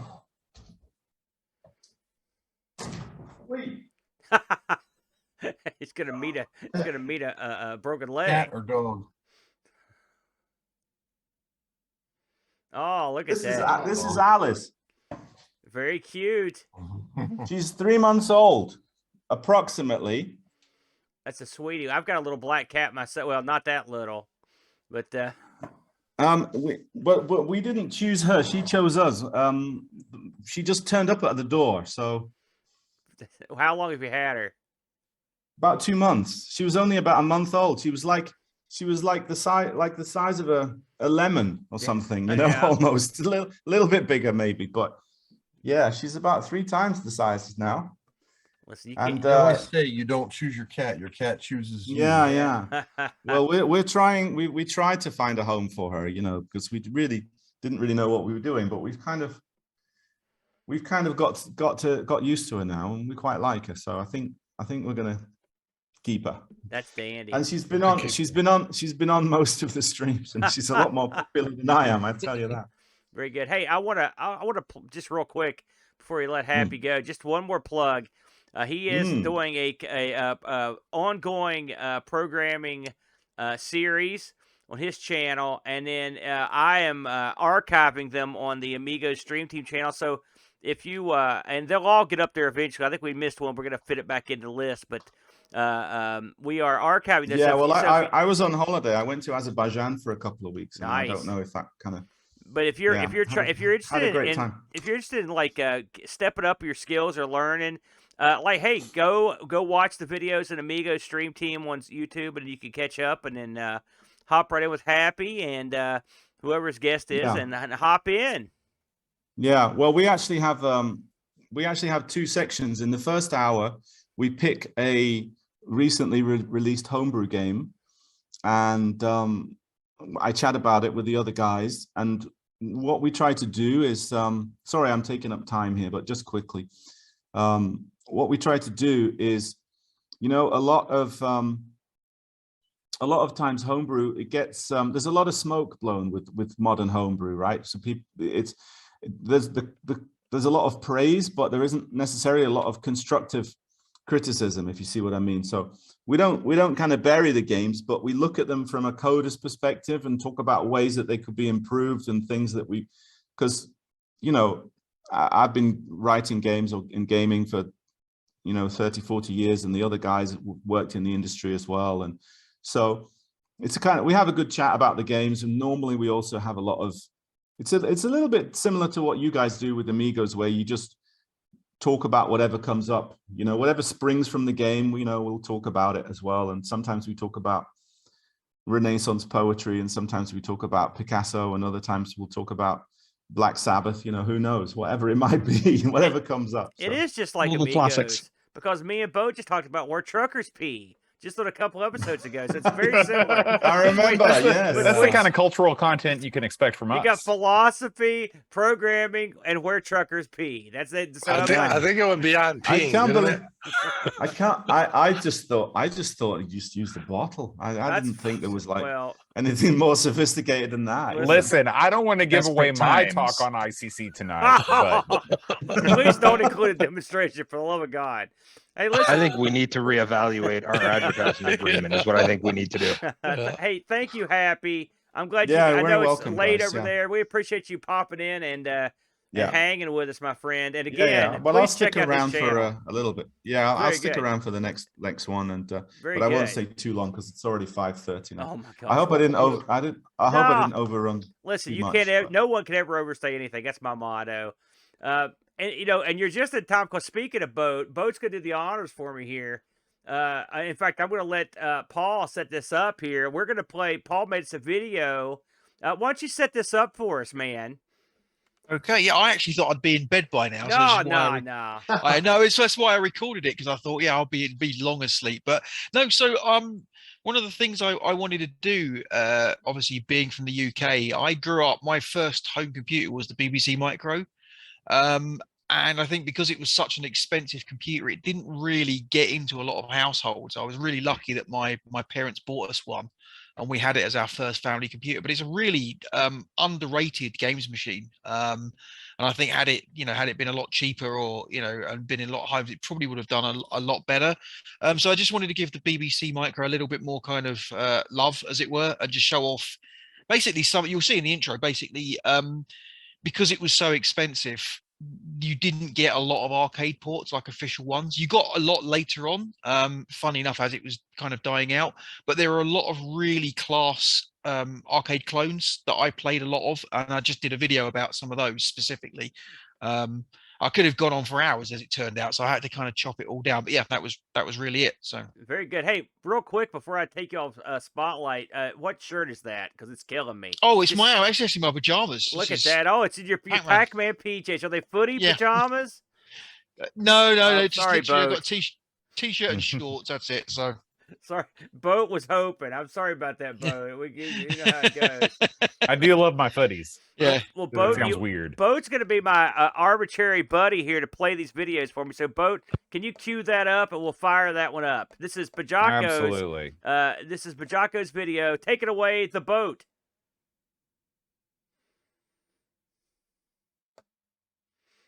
thoughtfulness. He's gone That's quiet. his There that's it his is. thinking face.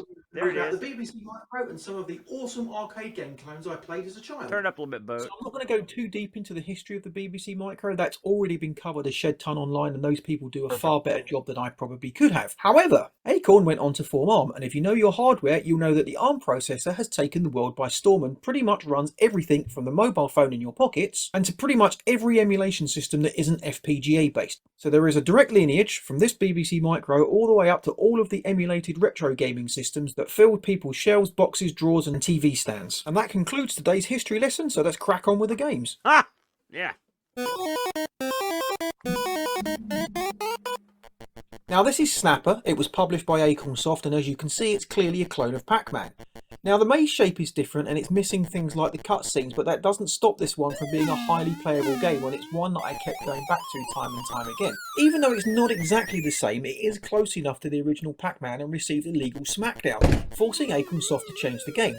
Most of the game remains the same, but they changed the Pac-Man to this thing, kill me, and the ghosts to these weird stick figure zombie things, but other than that the game is Now there is a version of Snapper for the Acorn Atom, also published by Acorn Soft, but as you can see from this footage, the only similarity between the two is the name Snapper. Now Snapper isn't the first version of Pac-Man I played on the BBC Micro. That honour goes to a game like this one, Muncher, which my parents typed in from a magazine. It's not great, but as the first version of Pac-Man I ever played on a home computer, it still holds a special place in my heart. Killer Gorilla, published by Micropower, is one of only 2 clones of Donkey Kong that appeared on the Beat. I played both a lot, but preferred Killer Gorilla as it was slightly easier to play. Okay, the graphics on this one don't resemble the arcade too closely. The gorilla looks more like an annoyed stoat, and our hero looks like a schoolboy running with a broken leg. Killer Gorilla does have all 4 levels, which is more than I can say for some official home ports. Despite the slightly strange graphics, this version is still really solid, and it's definitely one I'd recommend you check out on the Beeb. And when I felt like punishing myself, I used to play Zany Kong, which was the other unofficial port of Donkey Kong. This one is actually quite hard, and I didn't play it as much because it was quite frustrating. However, again, all 4 levels are present if you can get through them, so the graphics do look closer to the arcade, although the colour scheme is completely off, and again we have a main character running like they've got a broken leg. This is still a fairly good version of Donkey Kong, it's just a little bit too hard for my liking.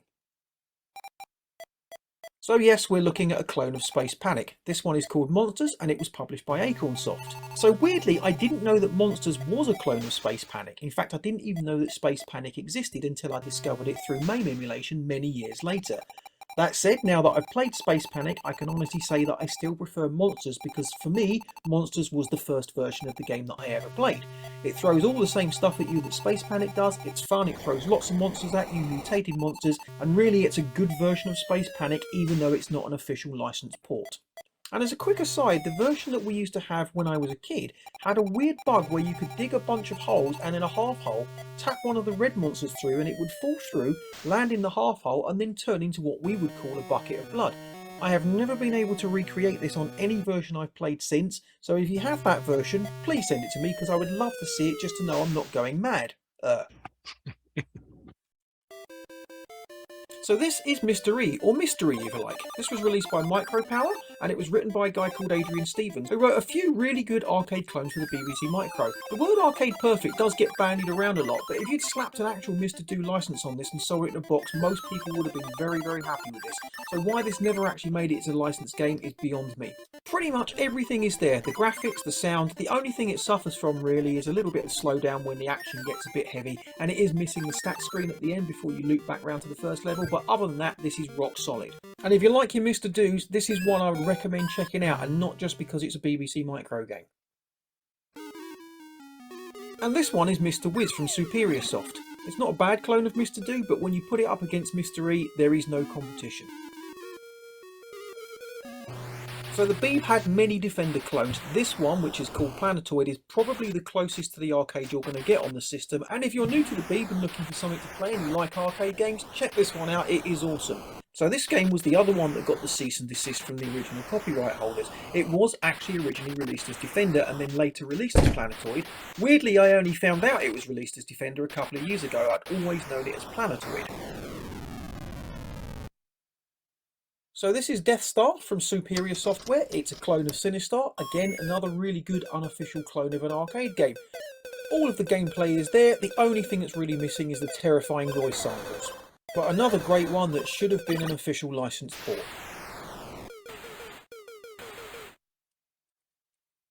Nope, this isn't the same game again. This is actually Space Pilot, which is a clone of Time Pilot. Now, the programmer Peter Johnson, who was quite prolific on the BBC Micro, was involved in both of these titles, and it seems pretty obvious to me that they share some code. Again, this is another really great arcade clone that could have had an official license. All of the gameplay is there, and if you like Time Pilot, definitely check this one out. And for those of you who are C64 fans, this game also appeared on the C64 from Anirog.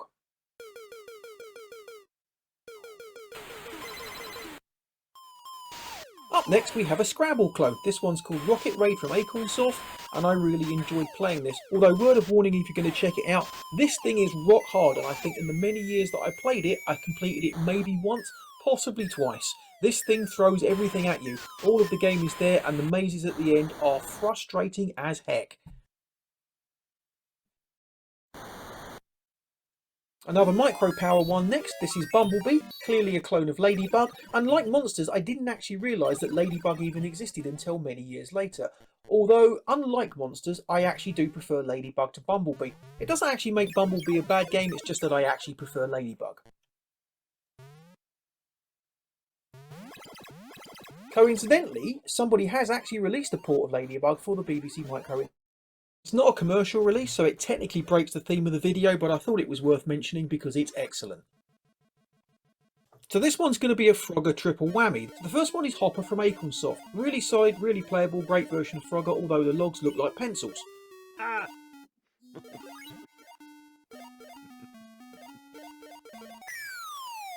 Next up we have Croaker. This one resembles the arcade a little more. Again, another highly playable version of Frogger, and this would have been one of the three that I played when I was getting my Frogger fix.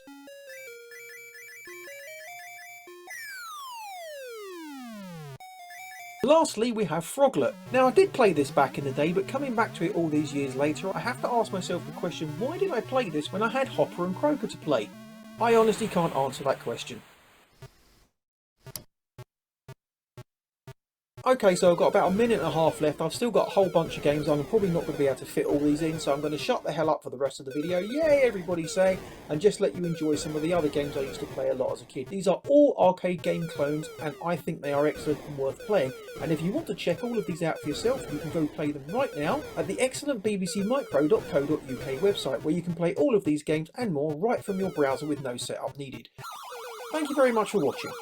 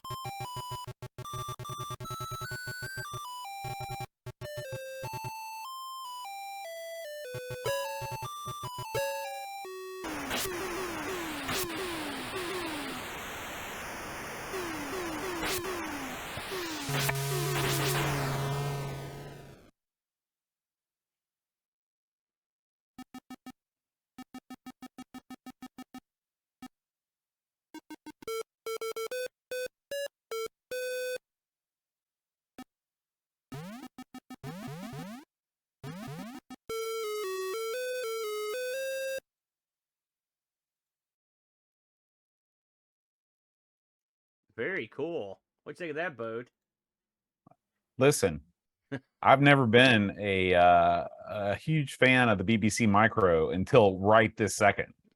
That video won me over, man. That Mr. Do. Yeah. How did they not get together with Universal and put that out and make a bunch of money? No idea. No idea. That thing looked great. And the Zaxxon looked good too. In fact, there are a lot of those. You know, the BBC. It's funny. That's of the British consoles or the computers. That's the one we've probably had the least experience with, Bode. At least I have. And most of my experience with it's with new stuff because of ARG. So I haven't got to see a lot of the classic stuff. You know, and man, there's some impressive looking stuff in there. The Mr. Do looked great. I got to ask you, Jaco, was that Galaga? Was that thing jacked up? It seemed like it was mega fast. I was when I was playing it for the video. Yeah, it was a lot harder than I remember. I know I'm getting older. My reflexes have dwindled a bit, but yeah, it's quite fast. Yeah, it's a good game. The only thing I would say, I didn't put it in the video, is that some of the games, the programmers set up the weirdest key combinations. Like the BBC Micro's QAOP standard was ZX like */ or whatever, but some games use the control, because you had the control and the caps lock key next to each other on the Beeb keyboard. Obviously on a PC keyboard you don't have that in the right place, so some games you'll play and it'll be control caps lock, so it'll play really strangely. If you play it in an actual BBC emulator like BBEM, there's actually a menu option that lets you remap the control caps lock keys to A and S on your keyboard to make playing easier. So very good. Hey, the BBC's got to be on our radar, Boat. That's one we really need to dip. I mean, that was a convincing video. Well, I'm glad you said that because I've already spun up a new show that we're starting next week. No. Yay! What a surprise. Now, does anyone in here own a BBC Micro? Yeah, I've got one somewhere. You've got somewhere one? in the archives. Yeah. Well, I remember really well, like 1981 to 82, like probably early 82. It was really interesting because that was kind of before the Spectrum really became popular, or the C64, right? So there was, and you know, Aaron, you'll remember, you're just a year or two younger than me, but you'll remember you were aged as well. I knew it. the Aaron likes to know that he's not the oldest. But you know, it was all about the arcade, right? And it was all about those. I mean, that's what you wanted to play games. So you were always looking for ways to play the arcade games. And I used to hang out in this computer shop where they had like ZX81 and I think they had a Spectrum, but it was still very new, and people hadn't really figured out how to get the most out of it. And I tell you, the BBC was the most popular because that was the only one that had the real kind of proper feeling of like the arcade. We were like, wow, this computer can really do it. So yeah, for what was the price difference, Alan, between the two machines when they came out? Was pretty big. The Model B was like £400 at launch when the Speccy was like 180. So I mean, I actually did the math on this in my original cut. It's like £1,200 in today's money. So, yeah. No, most of us couldn't afford it, but we used to go. Or about 18 American dollars as it currently stands. Yeah. We used to go to that computer shop and just to play the games on the BBC because they were the best versions at the time. It is, but the other computers, the C64 obviously and Spectrum kind of caught up pretty quickly, though. So yeah, it is funny how those arcade ports were. I mean, when I had the Coco back in the day, that's all I really cared about because because the arcades are running strong, and I want to come home and play the arcade games. Those things had a lot of sway. Yeah, you know? That's it. That's all we wanted because there was always. It was just yesterday. I was saying it was like comparing movies to TV, right? Right. You know, where like nowadays comparing movies to TV. Well, you can have that. You can have a movie experience in your home, can't you? More or less. But in those days, the difference was huge, and if it even came remotely close to an arcade feel, because it was the you had the 2600 and you had like the Intellivision and things like that, but they weren't really pulling it off. It was only the ColecoVision really that did that, you know. Yeah, I agree. Listen, Anyway, yeah. I talked to Jocko when I saw his video. You've got quite the video flair, my friend. If you're ever looking for work, I know a certain boat you can come calling to. I thought that was Hey, excellent. Jocko, we want. We're not going to be around the bush. We want that on the channel. That was fantastic. Oh, yeah, man. take That was it, dude. great. I mean, I really enjoy doing these. It's just having a full-time job and a family and things. I just don't get enough spare time at the moment. But yeah, I know how Who much you work talking it to? takes Yeah. to put a Kidding video like me? that Yeah. together. And Absolutely. also, thanks for hanging out and staying up late there, Pachaco. No, it's been great. Thank you. Excellent work, my friend. Very good stuff. We learned a little something about the BBC Micro. We're gonna keep the ball rolling here, ladies and gentlemen. We're going on a different tangent here, different swing, with a man known throughout the land as a magnificent maestro of repair. He's a little wacky, but he's got the Jackie. Give it up for a good buddy, Chris Edwards. What's going on, Chris? A little everybody. wacky. Well, I'm- Little wacky and little Jackie. I apologize in advance. I'm on number 12 of these bad boys. They're just going down. Drinking the hard stuff tonight, are you? Well, they were in the way of the Hofbrau, so my wife had a case of these in my fridge. So Yeah. I figured Yeah. I gotta Do some move cleaning. So I'm just helping her out. She's out with my daughter clothes shopping, so I'm Oh. a single man for the That's evening. gonna cost you. So before all of my beverages, I pre-prepared a short 7-minute, 53-second video, just to give you a tickle taste of Pymiga 3 and its features and just the basics of it. So I'm going to go ahead and mute my mic, share my screen, and we'll watch that, and then I can answer a couple questions afterward. I know it's getting late for the folks in the UK. So Yeah, I I'm going to have to head off now, guys, because suck up there. All right. Hey, thanks for popping 6 a.m. in. 6 a.m. But I'll check it out on the stream later. Very Have a good. Thanks one, very guys. much, Alan. We appreciate it. Take care, Happy. No problem. Adios. Take my care, friend. Happy. Always a So pleasure. Bye. Here we, See Here ya. we go. Bye-bye. Fire it up, dude.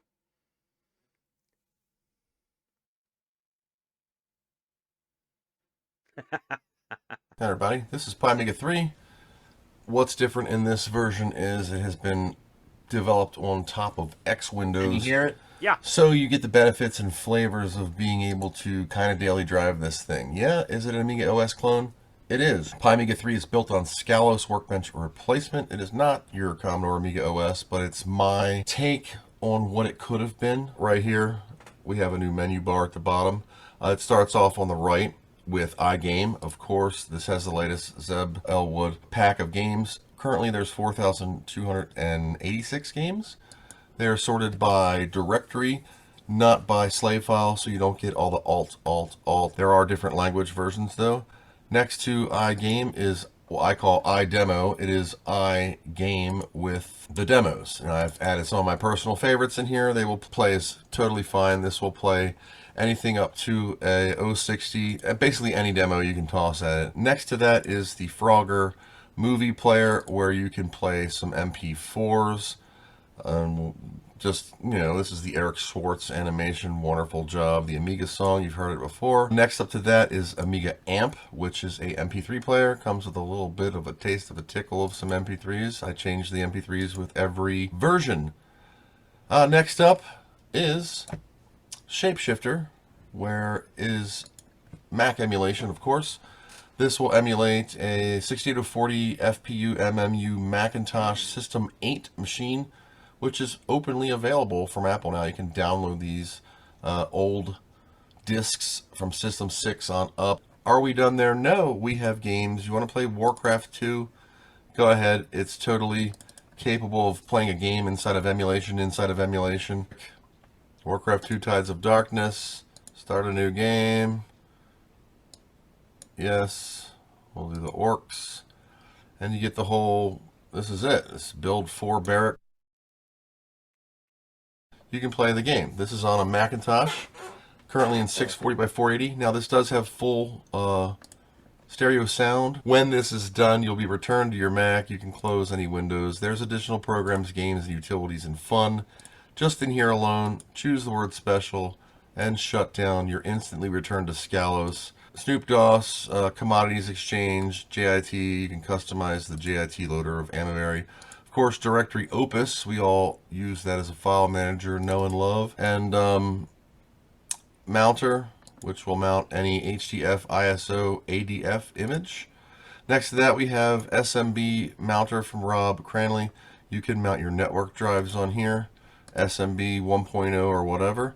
We have an unpacker. We have a term program where you can call BBSs over Telnet, and you can actually click on these and call a BBS over Telnet, over the internet, to any one of the systems or any one that you can find online nowadays, and it will load just fine. Now, this is actually running on my real Amiga. There it is, and I could log in if I wanted to, but I'm not. So that's term. We also have AWeb, which is a really fast Amiga browser. There's more than that, which I'll get into real briefly. This is fully set up to be an Amiga browser, which is not the best in the world. But you're like, wait, Chris, I see two more icons down there. Explain that Chrome icon. Well, if I click Chrome, what it's going to do, it's going to enact the host run command, which pulls a Linux app through the plane, because Amiga graphics run on what's called planar. Imagine pages of paper. We're pulling this from Linux and pulling it through the front. So I could then go on YouTube or Google Docs or Facebook or Twitter, Insta, Crackface, whatever you want. You'll never get this on an Amiga browser. If the sound was playing, it would actually play my intro video for unsubscribed people. Same here for Firefox. It'll take a second for the plane to pull through. And the same thing, you'll have Firefox running. I did the same favorites bar, it looks like, with these. Default page is always Aminet. We have hot swap USB, so I have a USB stick right here. I can plug a USB stick into this machine. Once I get a notice up the top here, now what happens is I can go over to the USB icon on my desktop. You're like, I don't see anything, Chris. Well, I'm blind. I can't see anything either. We're going to view all files. There's my Lexar 32. Look, there's music mods. I did have stuff on here. Here we go. There's a bunch of music mods, and there's a Super Kickstart disc and Virus Z 2021. So that's USB. It's hot swappable, and when you're done, just remove. You can now use USB audio hot swap, Bluetooth controllers, Wi-Fi networking, blah, blah, blah. The magic of this is this. If you press F12 to quit, now we have an XFCE Linux desktop running at 2.2 gigahertz. I can VNC into this machine. You can see my Wi-Fi. You can also see my Bluetooth devices, and you can go back to it. We also have Mega AGS set up if you like the old school games. You can simply go through any of the lists. This is from the Mega is the $1 Million Boys, I think the group is called, and it would play. You guys use Mega AGS on the Mister a lot. And when you're done, you can either launch Pymega again or whatever. There's a full README here with instructions, LibreOffice, and that's great. So anything Linux can run, the Pymega can run. It can pull it through, and I'm going to show you that real quick for my final thing, and then we can talk some questions. Host run fun. So I'm going to click this Linux host run fun. Well, I added VLC player. You can expand on this as you want. I just put some basics in here. There. So it would take you to the directory that I did on the Scalo side, where you could choose the Amiga song or whatever you want to watch, and it would just play through the planar on the Scalo side. Linux terminals, whatever you want. You can run NeoFetch and see that you're running Debian 11, Bullseye, Arch 64. There's so many things I could go over with you with what Pymega has, the various different Amiga emulations. We have everything from Scum, VM, Shapeshifter, even ST on Amiga, Amstrad, Frodo. There's everything. There's a lot of stuff. It might not be everything, but it's pretty cool. And many more programs inside. Dig around every audio player program you could possibly want, much more in internet. Tons of programs in here, word processors. If you're into coding, there's a lot in here. Is there everything in here? No. It's really cool. It's really fast. It's really fun. It gets better with each release. And that's about it. So that's Pymega 3. This is currently in beta 3. You can see it in the top left of that screen up here. And it will be coming soon to a download near you, and it's totally free. So 64 gig memory card, runs on a Pi 400 or a Pi 4, 2 gig or greater, and that will be our Christmas gift to the Amiga community this year. So that's all I got for now. Thanks for watching this video, and I'll see you in a second. I hope you learned something. So I finally Good job. own a Pi 400. I mean, that is incredible. Yeah. That is freaking incredible. Fantastic. It's not incredible. It's fantastic. Yeah. You can daily drive Yeah, that. it looks bad boy if you amazing. really wanted to. So, yeah. What do you, now you said this was in beta 3. What do you figure this thing's going to hit the pay window? I aim for Christmas every year. So usually the week before Christmas. So between December 13th and December 21st, we're just working out the final bugs now. I just sent out beta 3 to the team and then forgot like a couple things like immediately after I sent it. So I have a book I keep because I have a memory. I'm a future silver alert. If you don't know what that is, that's when old people get lost. We get phone alerts for old people that are lost. They're called silver alerts. That is me. I will forget why I walked in the other room. That and I drank 12 of these while I was waiting for my slot. No big deal. It's been a good night. So my body doesn't hurt anymore. So if you're interested in a new medicinal plan, if you drink at least 8 of these, your body won't hurt anymore. It's called being pickled. That's what that is. No, but if you do plan on working on Pi Amiga tonight, maybe someone should proofread whatever you do tonight, just in case. I've had it actually running. You can see it in the background. I'm just running, I think 9 Fingers or State of the Art or something. It's just been on a loop for like 2 hours. State of the art. Yeah, it looks like state of the art. It's right, and I have the 1000 Pi Storm just running, sitting right here, just doing nothing, and at least my camera's not catching the hertz signal of the monitor. It's a CRT. Yeah, so it's a lot of work. It takes around 1,000 hours of actual work between me and the other 3 or 4 people that actually help me out. There's many beta testers, but a lot of them I consider drive-by downloaders. They kind of just want it. They don't really contribute. So yeah, it's a lot of work, but you know, it gets done, and I'm a sharer. I'm a giver. I like to help people out. As many of you might know, I run a small YouTube channel. It's small. I'm not, you know, Dan Wood or Amiga Bill or anything, but You're sure as hell not Amigos Retro Gaming, Chris. I'm not Amigos Retro Gaming. Thank you. You want to talk about the heights? Wow. So I burial. I fix like your bottom of the barrel, dead in the swamp, weirdest, craziest repairs. Boat that anchors. Frank won't touch, you know, or other people don't want to touch. Paul Resendez, a couple people in the scene have said, I fixed them all. Well, apparently not, because I got some really crazy ones, but I enjoy doing it. I don't mind helping people out. I have people that also help me out. And, you know, I have a vast collection of, some people call it a hoard. I consider myself just a custodian of Amiga history and technology. And I like to share what I can, little tidbits, tips, something that you might be like, oh yeah, that's how I do that. Well, that's what it's about. And I enjoy it.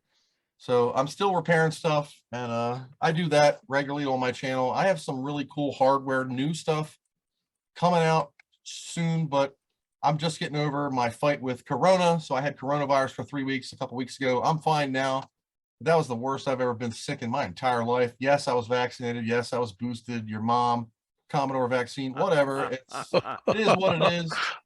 But yeah, I'm glad I'm able to share Pi Amiga with the world, and apparently it's pretty popular. I have people all over the world message me and say, hey, thanks for Pi Amiga, and it's kind of neat seeing it evolve into something a little, I mean, you might say it's not a true Amiga, but hey, it can run all your 68K stuff better than, I mean, that thing is a beast. That's my Quick Pack 4000, 68060, 160 megs of RAM. I mean, that's not a lot of RAM, but I mean, it's a beast machine. Pi Amiga, that little thing will smoke that thing 4 times over for 99 bucks. Well, Yeah. I don't know if you can find a Pi for $99 anymore, but pre-Rona, when you could find them, I mean, that's what it's about. The ultimate Amiga experience for the minimal amount of money. So you don't have to chase rare hardware down and take your kids' college fund to satisfy your crazy addiction to Commodore computers. There's just, you can see a couple of them just sitting there. Yeah, stacks and around, stacks. and I could move my chair. I have a lab coat too for the doctor poster that Jonathan and Nicole created. So that's a new character on my channel. So it's kind of neat. I try to keep my videos humorous while entertaining and not so snore fest where you're going to fall asleep watching some dude recap something and you're only seeing his bald ass head for 2 hours while he looks down the screen. So I try to make it interesting with characters, sound, movie clips. Mona is a regular on my show and people seem to love it. I like it. I laugh at if you can laugh at yourself, you can be sure that you're going to make other people laugh too. And that's kind of what I try to do. So very good. Let me ask you a couple Mission quick questions accomplished. because I had a Love couple. your I had a couple videos. questions from the people in the chat here. Obviously, the beta is not out yet, but if someone wanted to pick up the second, the last year version of Pi Amiga, where would they go to get it, Chris? Pi Amiga 2, if you go to my YouTube page and click on the About Me of the About Me, there's a link for our Discord server in the bottom of that About Me, and it is pinned in the general Discord. You can click the little thumbtack thing. It's like up here in the Discord thing, and it has the links for the previous versions back to, I think, maybe 1.5 Lite and MF editions.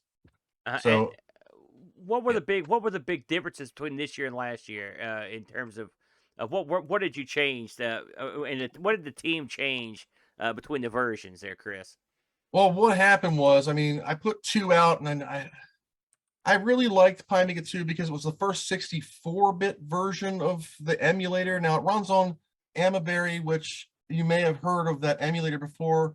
That is what RetroPie uses. That is what AmaKit X uses. That is what Pi Amiga uses. That is what Amebian uses. All of them run off the same emulator. Demetrius does an incredible job of trying to keep equal with what WinUAE is currently doing.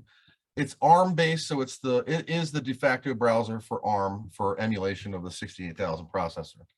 The main thing I changed was a lot of actual hate came out because it was like the Windows XP active desktop of Amiga emulation. It had too much speech, too many fluff, too much crap on the screen, just overkill of stuff. And then I took that to heart, and then it was kind of overkill. So this edition is nothing's really, we have more programs, more things, but just the overkill of fluff is out of your way. It's simplistic menus at the top, simplistic program menus, simplistic dock bar, no left out icons everywhere, automatic resolution. There was an issue with 4K versus the 1080p that it's built for.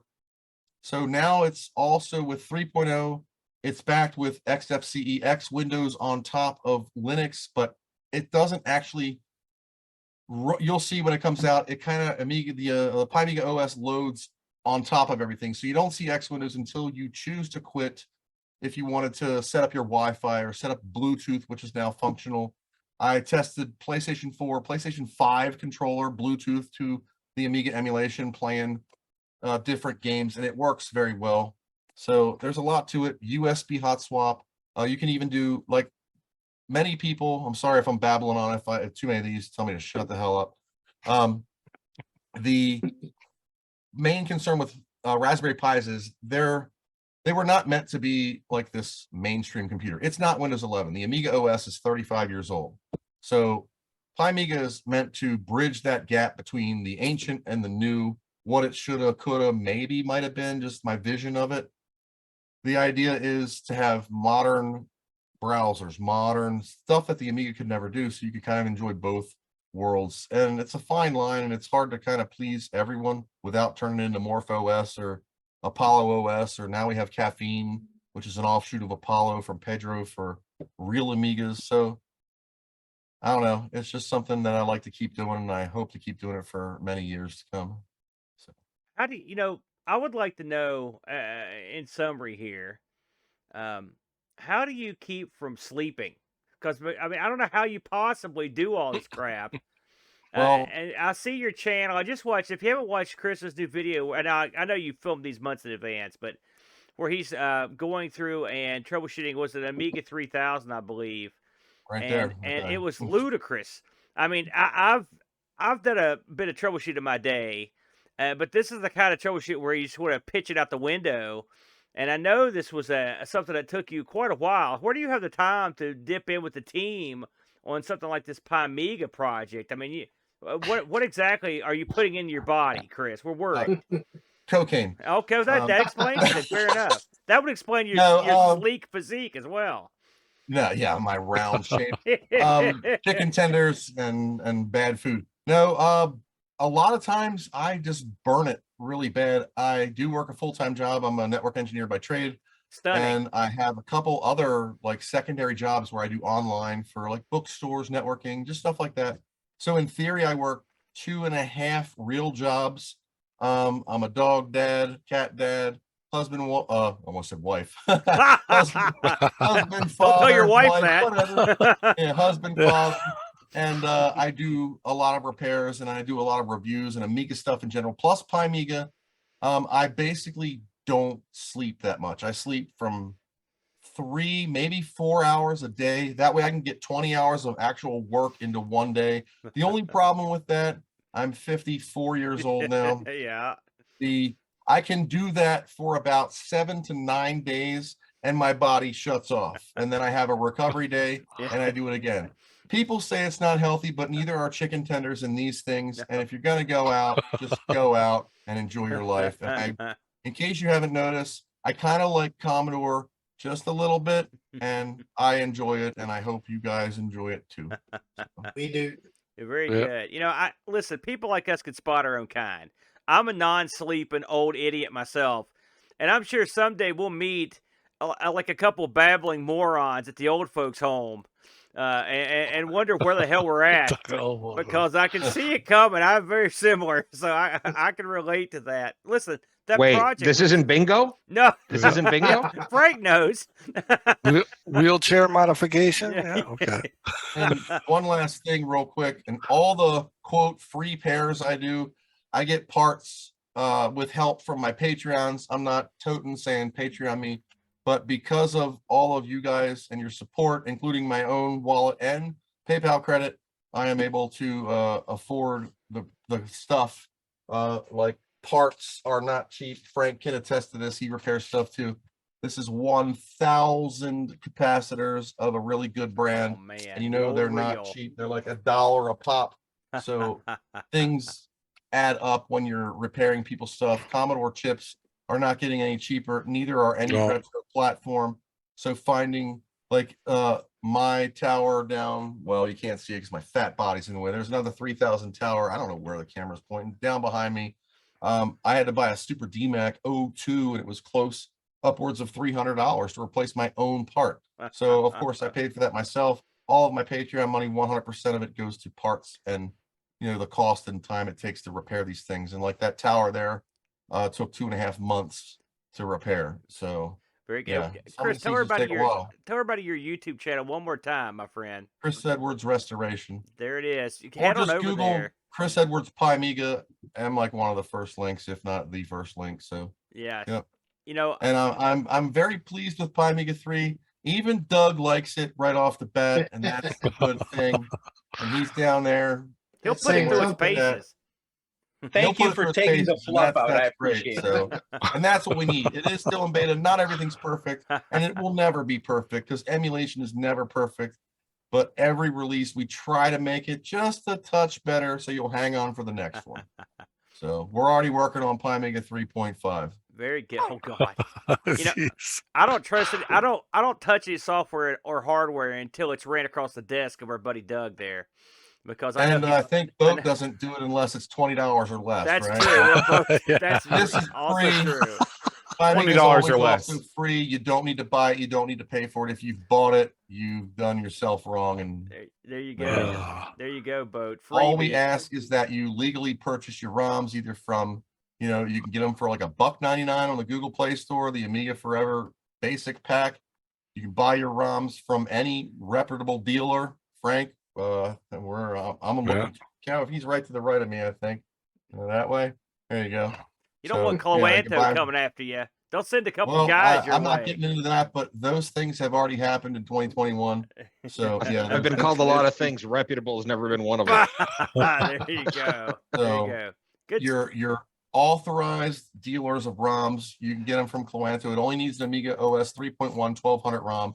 You can use a 3.2, 3.14 if you own them. You will just have to follow some different instructions that are included on the desktop of both the Linux side and the Scalos emulated side. Just buy the ROMs. Even I'm not that cheap. And I'm the cheapest guy in this joint, brother. I can tell you that right now. Most people are already going to own them, but if you're a new user, you might not have them. So, $1.99. That's right. That's exactly What's right. that? To support it and be legal. So very, very good. Well said. An excellent project. An excellent YouTube channel. One of my favorites. That's Chris Edwards. Good stuff. Gotta stop calling me wacky. I'm not wacky. Yeah, unless keep telling you something different in West Virginia. Listen, go put on those nutty set of glasses you've got and your wacky robe, and then try to pull that trick. I'm not buying that. Don't tempt me. Your Indiana Jones routine. Here it comes. Yeah. Yeah. Listen. I'm just really glad he's got pants on when he stood up. You know there's, really a, glad he you has know pants there's a on. flask in the inside pocket. There it is. No, there's no inside pockets, but yeah. I do have my own clothing line coming out with the Pi Amiga stuff. Oh, yeah. Oh, yeah. I'm just, tooting it here. Mouse pads. Holy smokes. The full-length coffee cups, got thongs for the ladies. Holy smokes. Holy mackerel. And the gentleman, whatever floats your boat. Or the gentleman, whatever your flavor is. Listen, I'm in. Do they come in 5X? Holy Hold smokes. Yeah. Good stuff. Well, listen. There's only. I didn't realize this was a fashion show. Oh, yeah. Sumo wrestling. What that take is, off. Could be the next feature in Amiga Attic. Look at that. See that? Yeah. Yes. Center spread. Let me see if I can. So you can fold out Chris and his coat. Oh yeah. This three-pager. This poster here was a gift from Jonathan and Nicole, and they created. I can't get this camera out. They created Dr. Chris. So I contacted a firm and had them make me this Commodore lab coat. It's just hilarious, and I just made the character. Some of my videos coming up, I have the Indiana Jones theme for some of them, but I learned how to clone myself. Oh God, it's weird in videos. So I'm talking to my past self.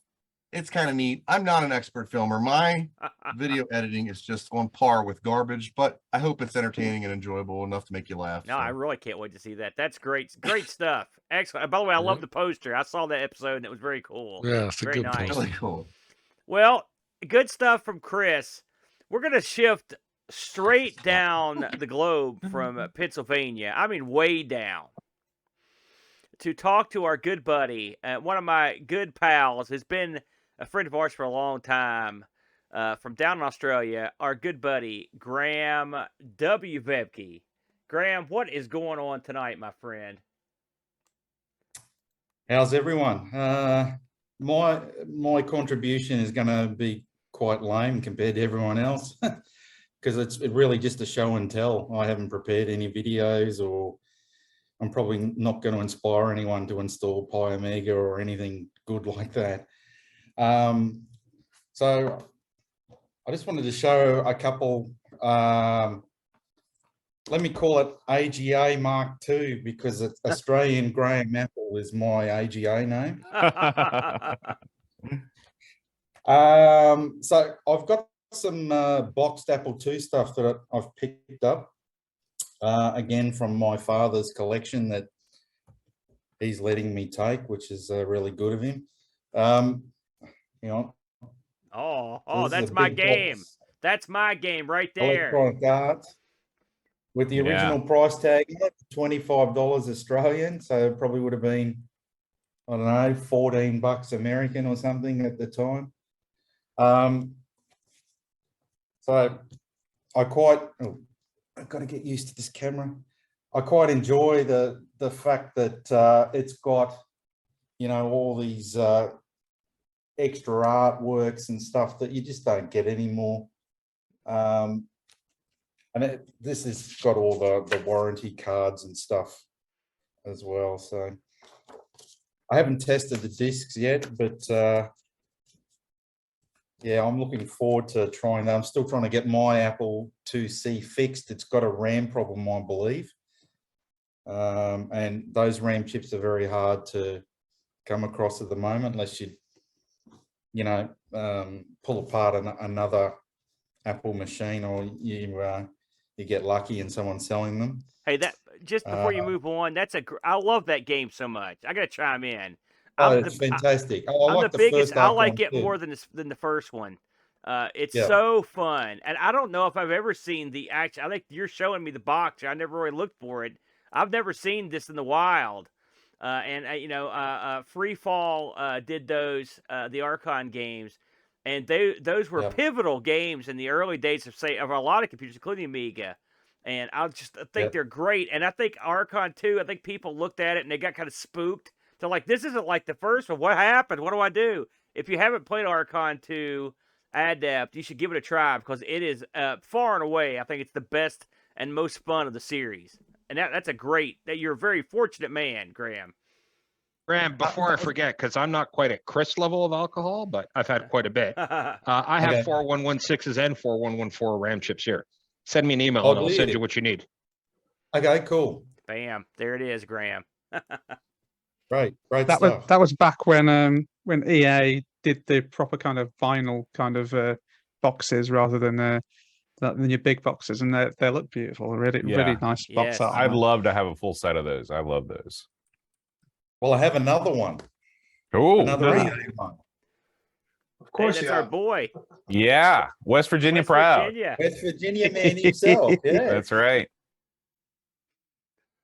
So it's just the detail in these covers is incredible. On the inside, it's oops.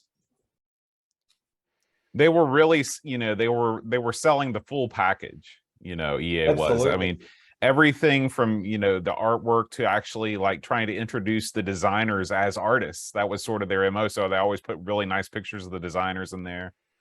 That's right. I think So those this one's covers also- would be at home today. Like you could release that today as a box. It looks modern. It looks very modern. Yeah. So this one's also got a little slit in it with the manual inside. So, and you pull out the manual and it's basically in Now, Schmidt there's not an condition. Amiga Really. version of Chuck Yeager, is there? Was I that only on couldn't the tell you, 8-bit? to be honest. I know there's a 64 version of it for sure. But something to look up. Yeah, I'm looking it up right Yeah. now. There is an Yes. Amiga Yep, version. it of is it. there. Oh, Put it there on the you go. list, Chuck Boat. Yeager's Advanced Flight Sim Trainer 2.0. Put it on the list, Boat. I've played the Yeah. that game, and I recall it being okay, but it's been a long time. Yeah, I don't think it's like Flight Simulator 2 type level of game, but still just to have that boxed art and these EA album covers, as I call them, they're just something special, compared to these big boxes. And I have another. This is a Broadband one. So, Origin, king of the big boxes. Origin. They had some Yeah. nice stuff in there. Yeah. So this is quite unique because it gave little figurines in the box as well. Minis. Yeah, put those on the tabletop. I've not heard of this Yeah. game. I'll be honest. I don't know this one. Yeah, those are cool. Are those Yeah, are those so, pewter, Graham, or are they plastic? What are they? No, they're metal. So they're probably pewter. Pewter, yeah. Just like other Dungeons and Dragons. Pewter minis. for your computer. Oh, jeez. Yeah, Oh, jeez. yeah, they're probably pewter, or they could be. I don't know, maybe some aluminium or aluminum, as you would say. They'll use them to stir your drink. Yeah, No you kidding. probably man. could. Not as exciting, I guess, inside this, but there is this lovely poster in there. Oh, math. Oops. Nice. It's good to have the map. Have I got it upside down? Yeah. Of You course I did. That's the It's right an way for Australian you. thing, Huh? Well, isn't it? yeah, it's He right is down for you. under. You're down under. Yeah, we'll get it. There we go.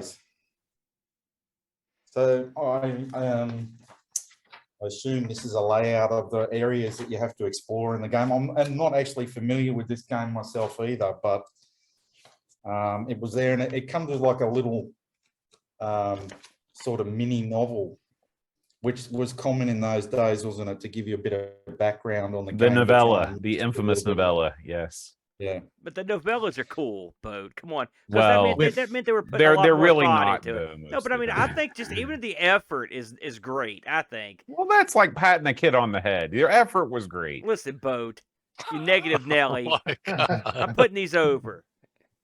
And the obligatory advertising to promote other games that Nice. they had as well. Thank Oh you. wow, I love the cover of that one. By the way, that's a great cover. Yeah, I think I've got that at back in Sydney on Commodore 64, a boxed version of Ultima 4, which is really. I only cool. have that in my memory. Ultima That was a 4. fantastic one. Yeah, that was a Yeah. good one. Here's an interplay game. Oh yes, Dragon I've got Wars, that. yeah. I've actually Oh, got Dragon that War. game. Yeah. Is that Hubba what is hubba. that for, Graham? I can't read. This is Apple II This as is well. more Apple. Okay. But this is also available on many other platforms. Definitely on Amiga, PC. I think, don't quote me on this, but I think the Atari 800 had it, but not the Commodore 64. No, the Commodore 64 did in fact have it. It did. It did. Yeah. Okay, maybe it's the other way around. And the Commodore 64 had it, and the Atari 800 didn't have it. And it's just basically discs, so it's not as thrilling, but it's only got a manual which is starting to get a bit of fungus growth on it. You can probably see next to my finger, just based on the age and the print degrading. So they didn't put as much effort into that boxed game as, say, the EA stuff or the Origin stuff even.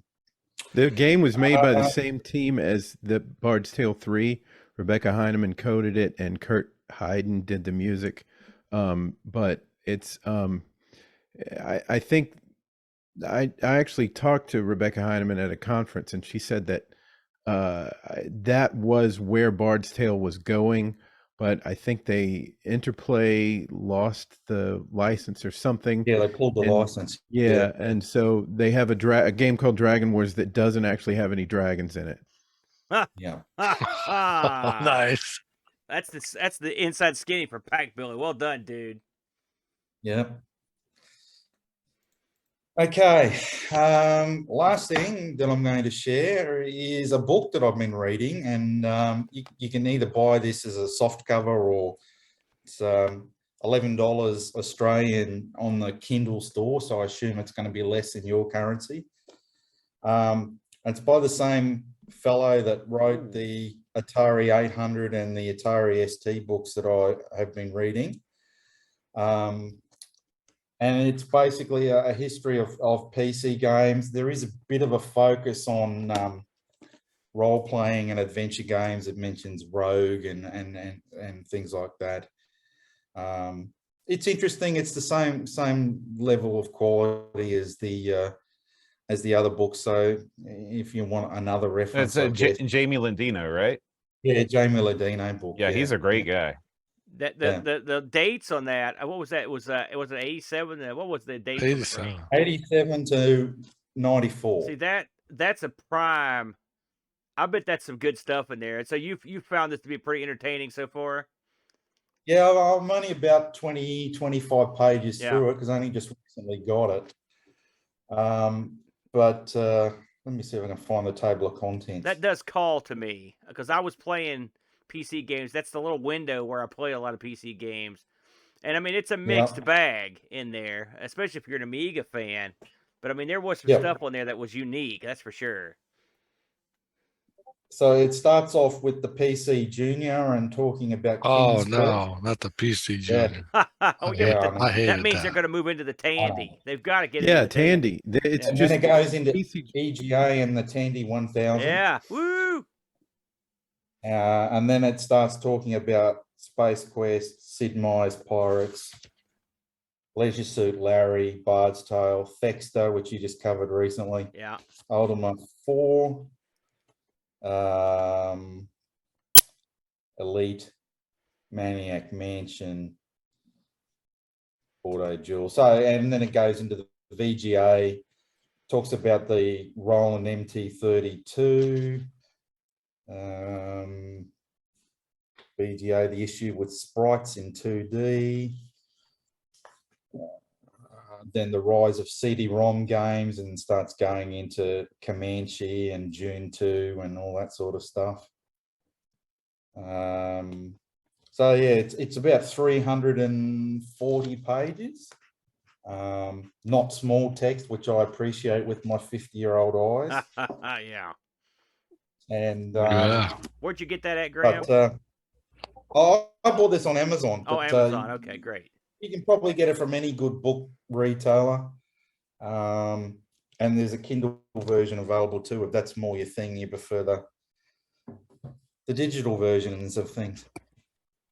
And that's really all I've got to share today. So, because I'm traveling and I'm not home. So that's it. You made me very jealous of your box games there. Good stuff. Very good stuff, Graham. Hey, by the way, I meant to ask you earlier. You're a drummer extraordinaire, my friend, and I know you've worked with Boat a few times on some of these songs. And I've got to talk to the people that have worked with Boat. What's it like to make Patreon music with Boat on occasion? Be honest.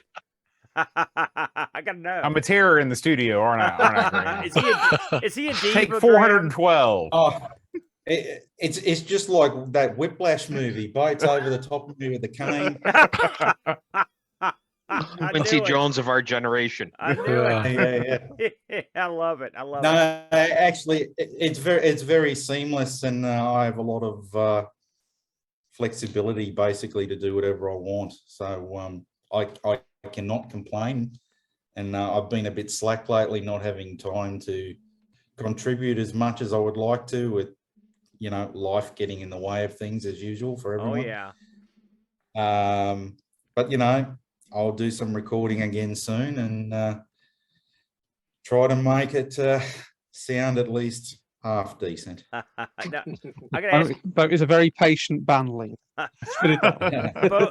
Bo, you're a musical professional. Just before we close with Graham, how would you rate Graham's ability on the skins, man? Well, he's got the technical abilities of Buddy Rich. Oh, he's got wow. I hope he's less moody. He's got the dependability of Ringo Starr. Yes. And he's got the hair of Pete Best. So he's got everything. He's what you're saying is he's some sort of ultimate drummer. He is. He's the ultimate drummer. I love it. I love it. I know you're. I know he can go. I'm no Buddy Rich though. I love it.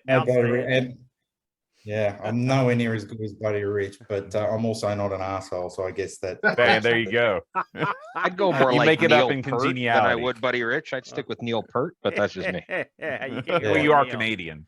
Good stuff. They arrest you if you don't say that. It's just the truth. It's Neil Peart, for the love of God, the professor. Great stuff, Graham. I appreciate you bringing that stuff, because I know you're on the road. I know after the pandemic, they've had you traveling a lot. We appreciate you kicking in with some, as usual, you always get the good stuff. Excellent work, and we do appreciate it. I'm going to move along here to a good guy. I always like to touch in with him about midway through these things so I can hear the latest skinny, the latest scoop. So let's throw it over to our good buddy. You may have heard of him.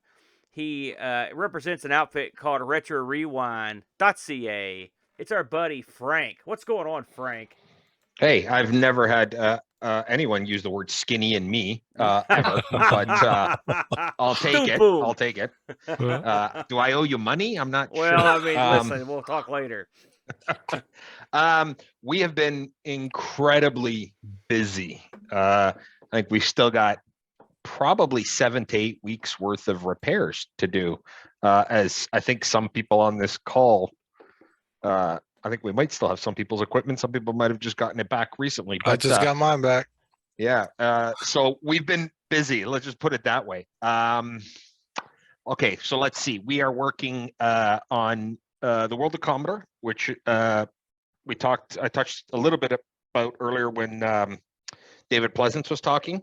It's the largest Commodore show and focus show in North America. It's been running since 1984.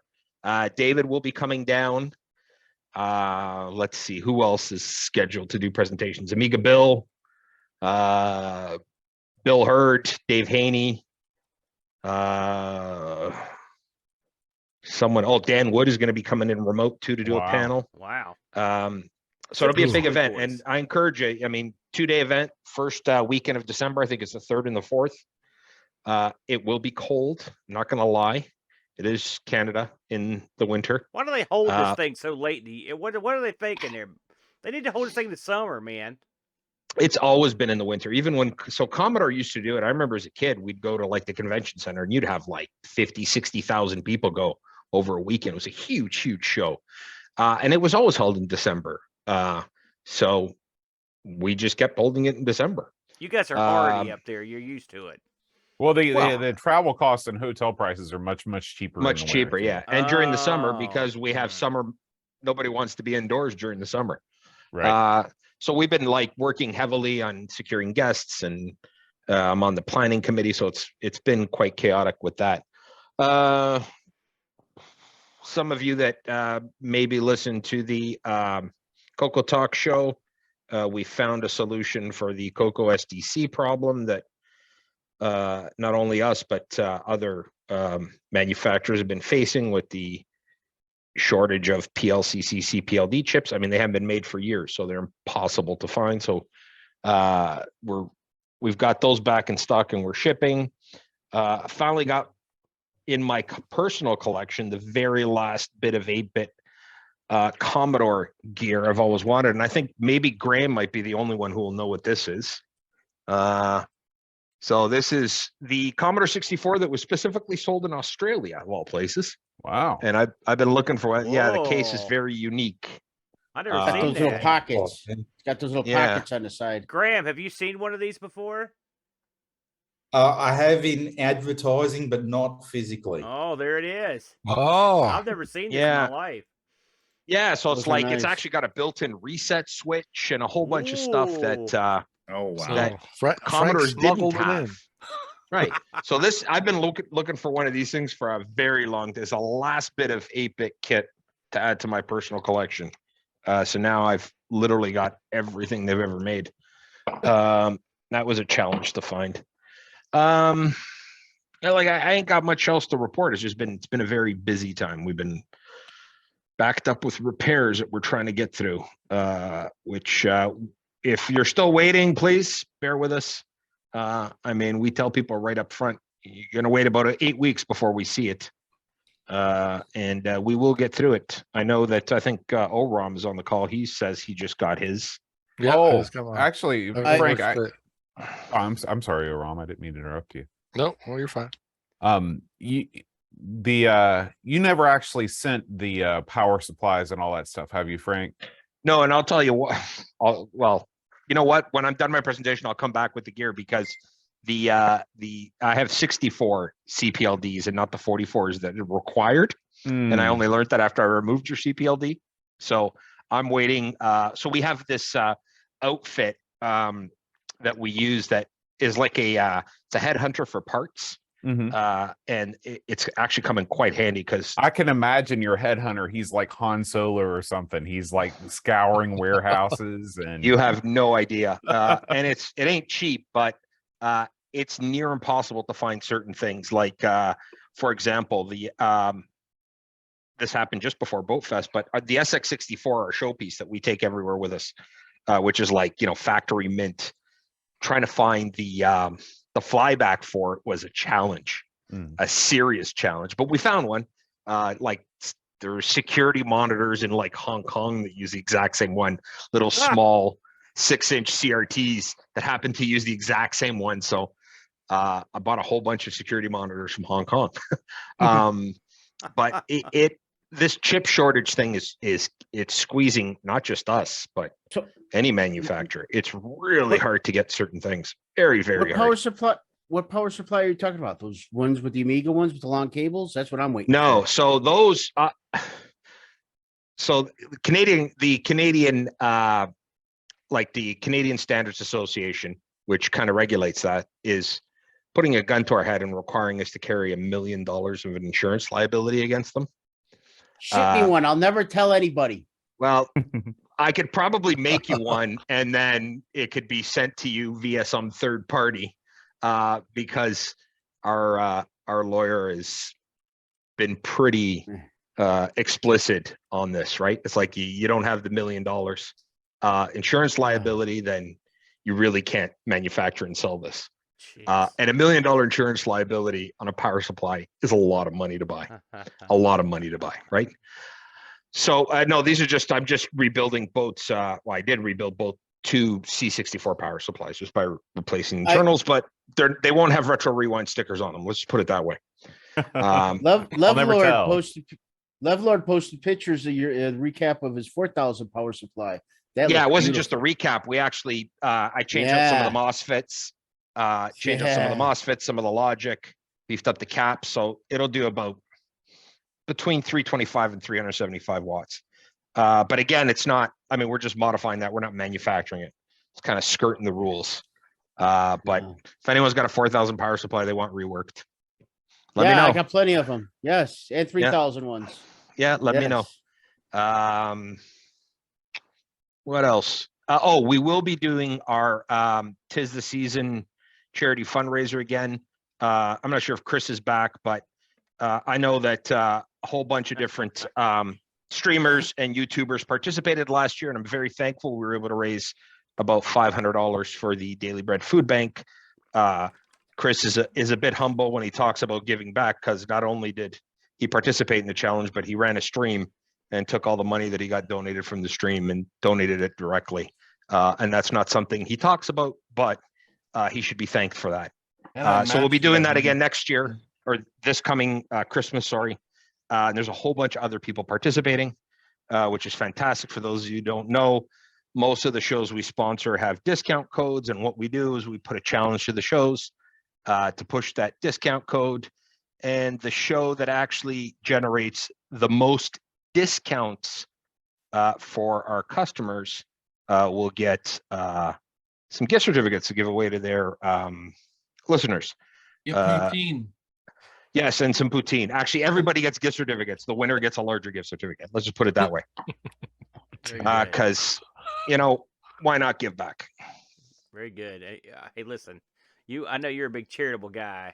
And Chris, that's good for you. Good boy, good all around. It's, one thing I like about, the Amiga community in particular gets a bad rap.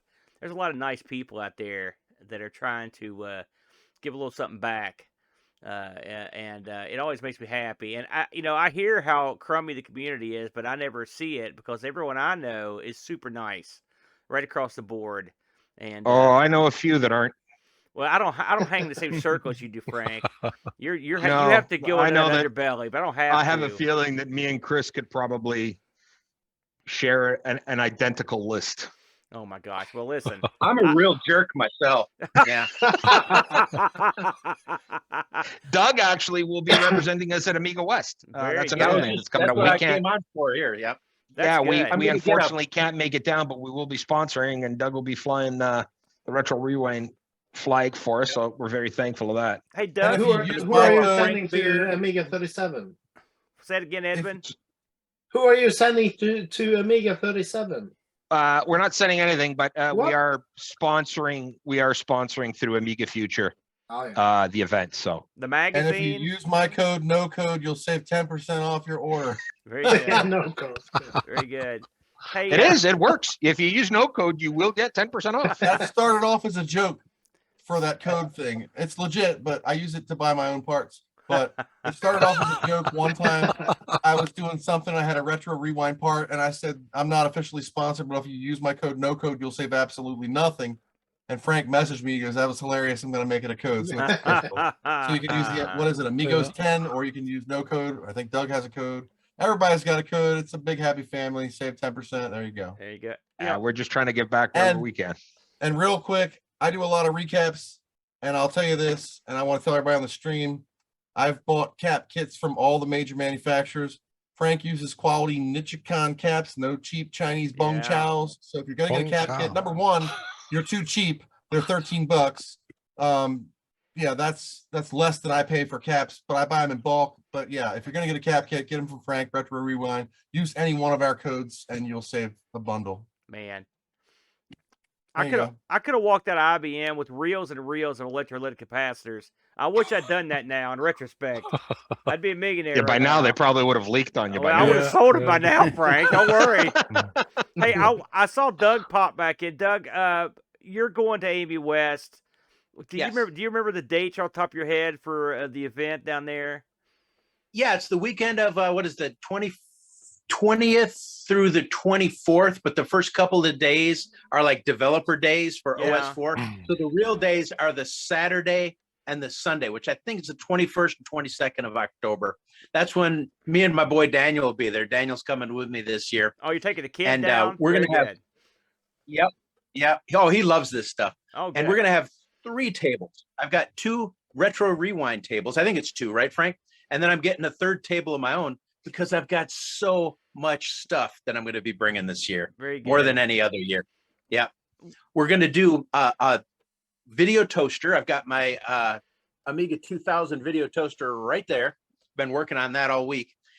And I'm going to be live streaming from the show with my video toaster with multiple cameras. So fantastic. it should be interesting. It should be interesting to see how it goes. Very good. And It'll Doug, be fun though. what do you figure they're going to draw? What are they? Because I've seen the event down there, and of course they held it, I believe, the last couple of years, even with the pandemic. What do you think? What are they looking to draw down there? You think? I mean, what are the kind of numbers they going to figure to pull in this year? Do you have any idea?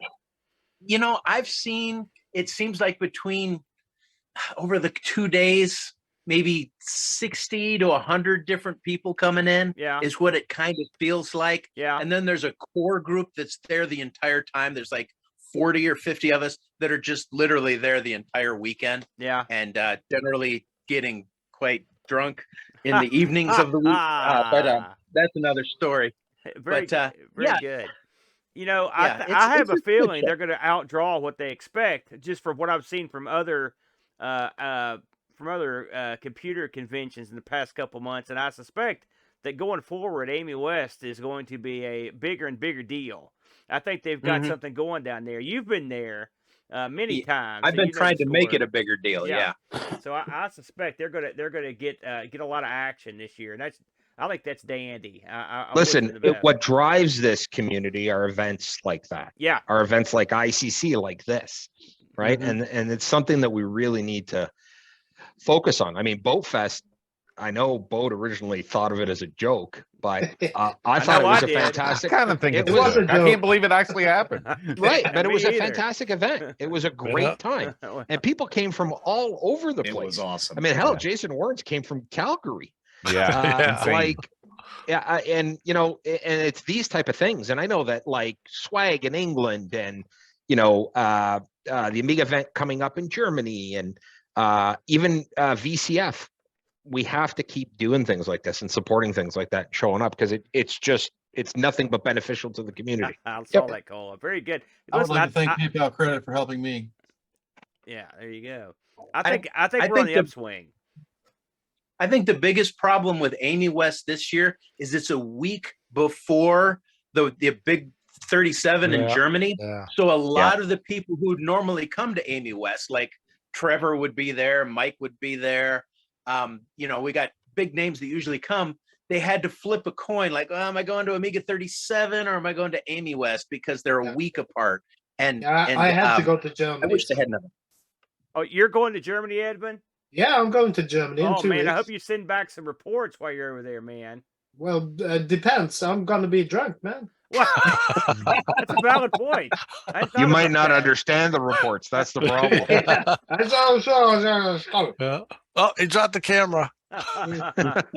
Okay, great stuff. Hey, Frank, thank you. And by the way, thank you for sponsoring the event. And Frank was also Anytime. instrumental in getting Mr. Pleasance in here, which was great. Really enjoyed that. And thank you very much, Frank. Again, that's retrorewind.ca. I'm just glad my power stayed on for all day, Oh, man. unlike last time. So. That last one was hey.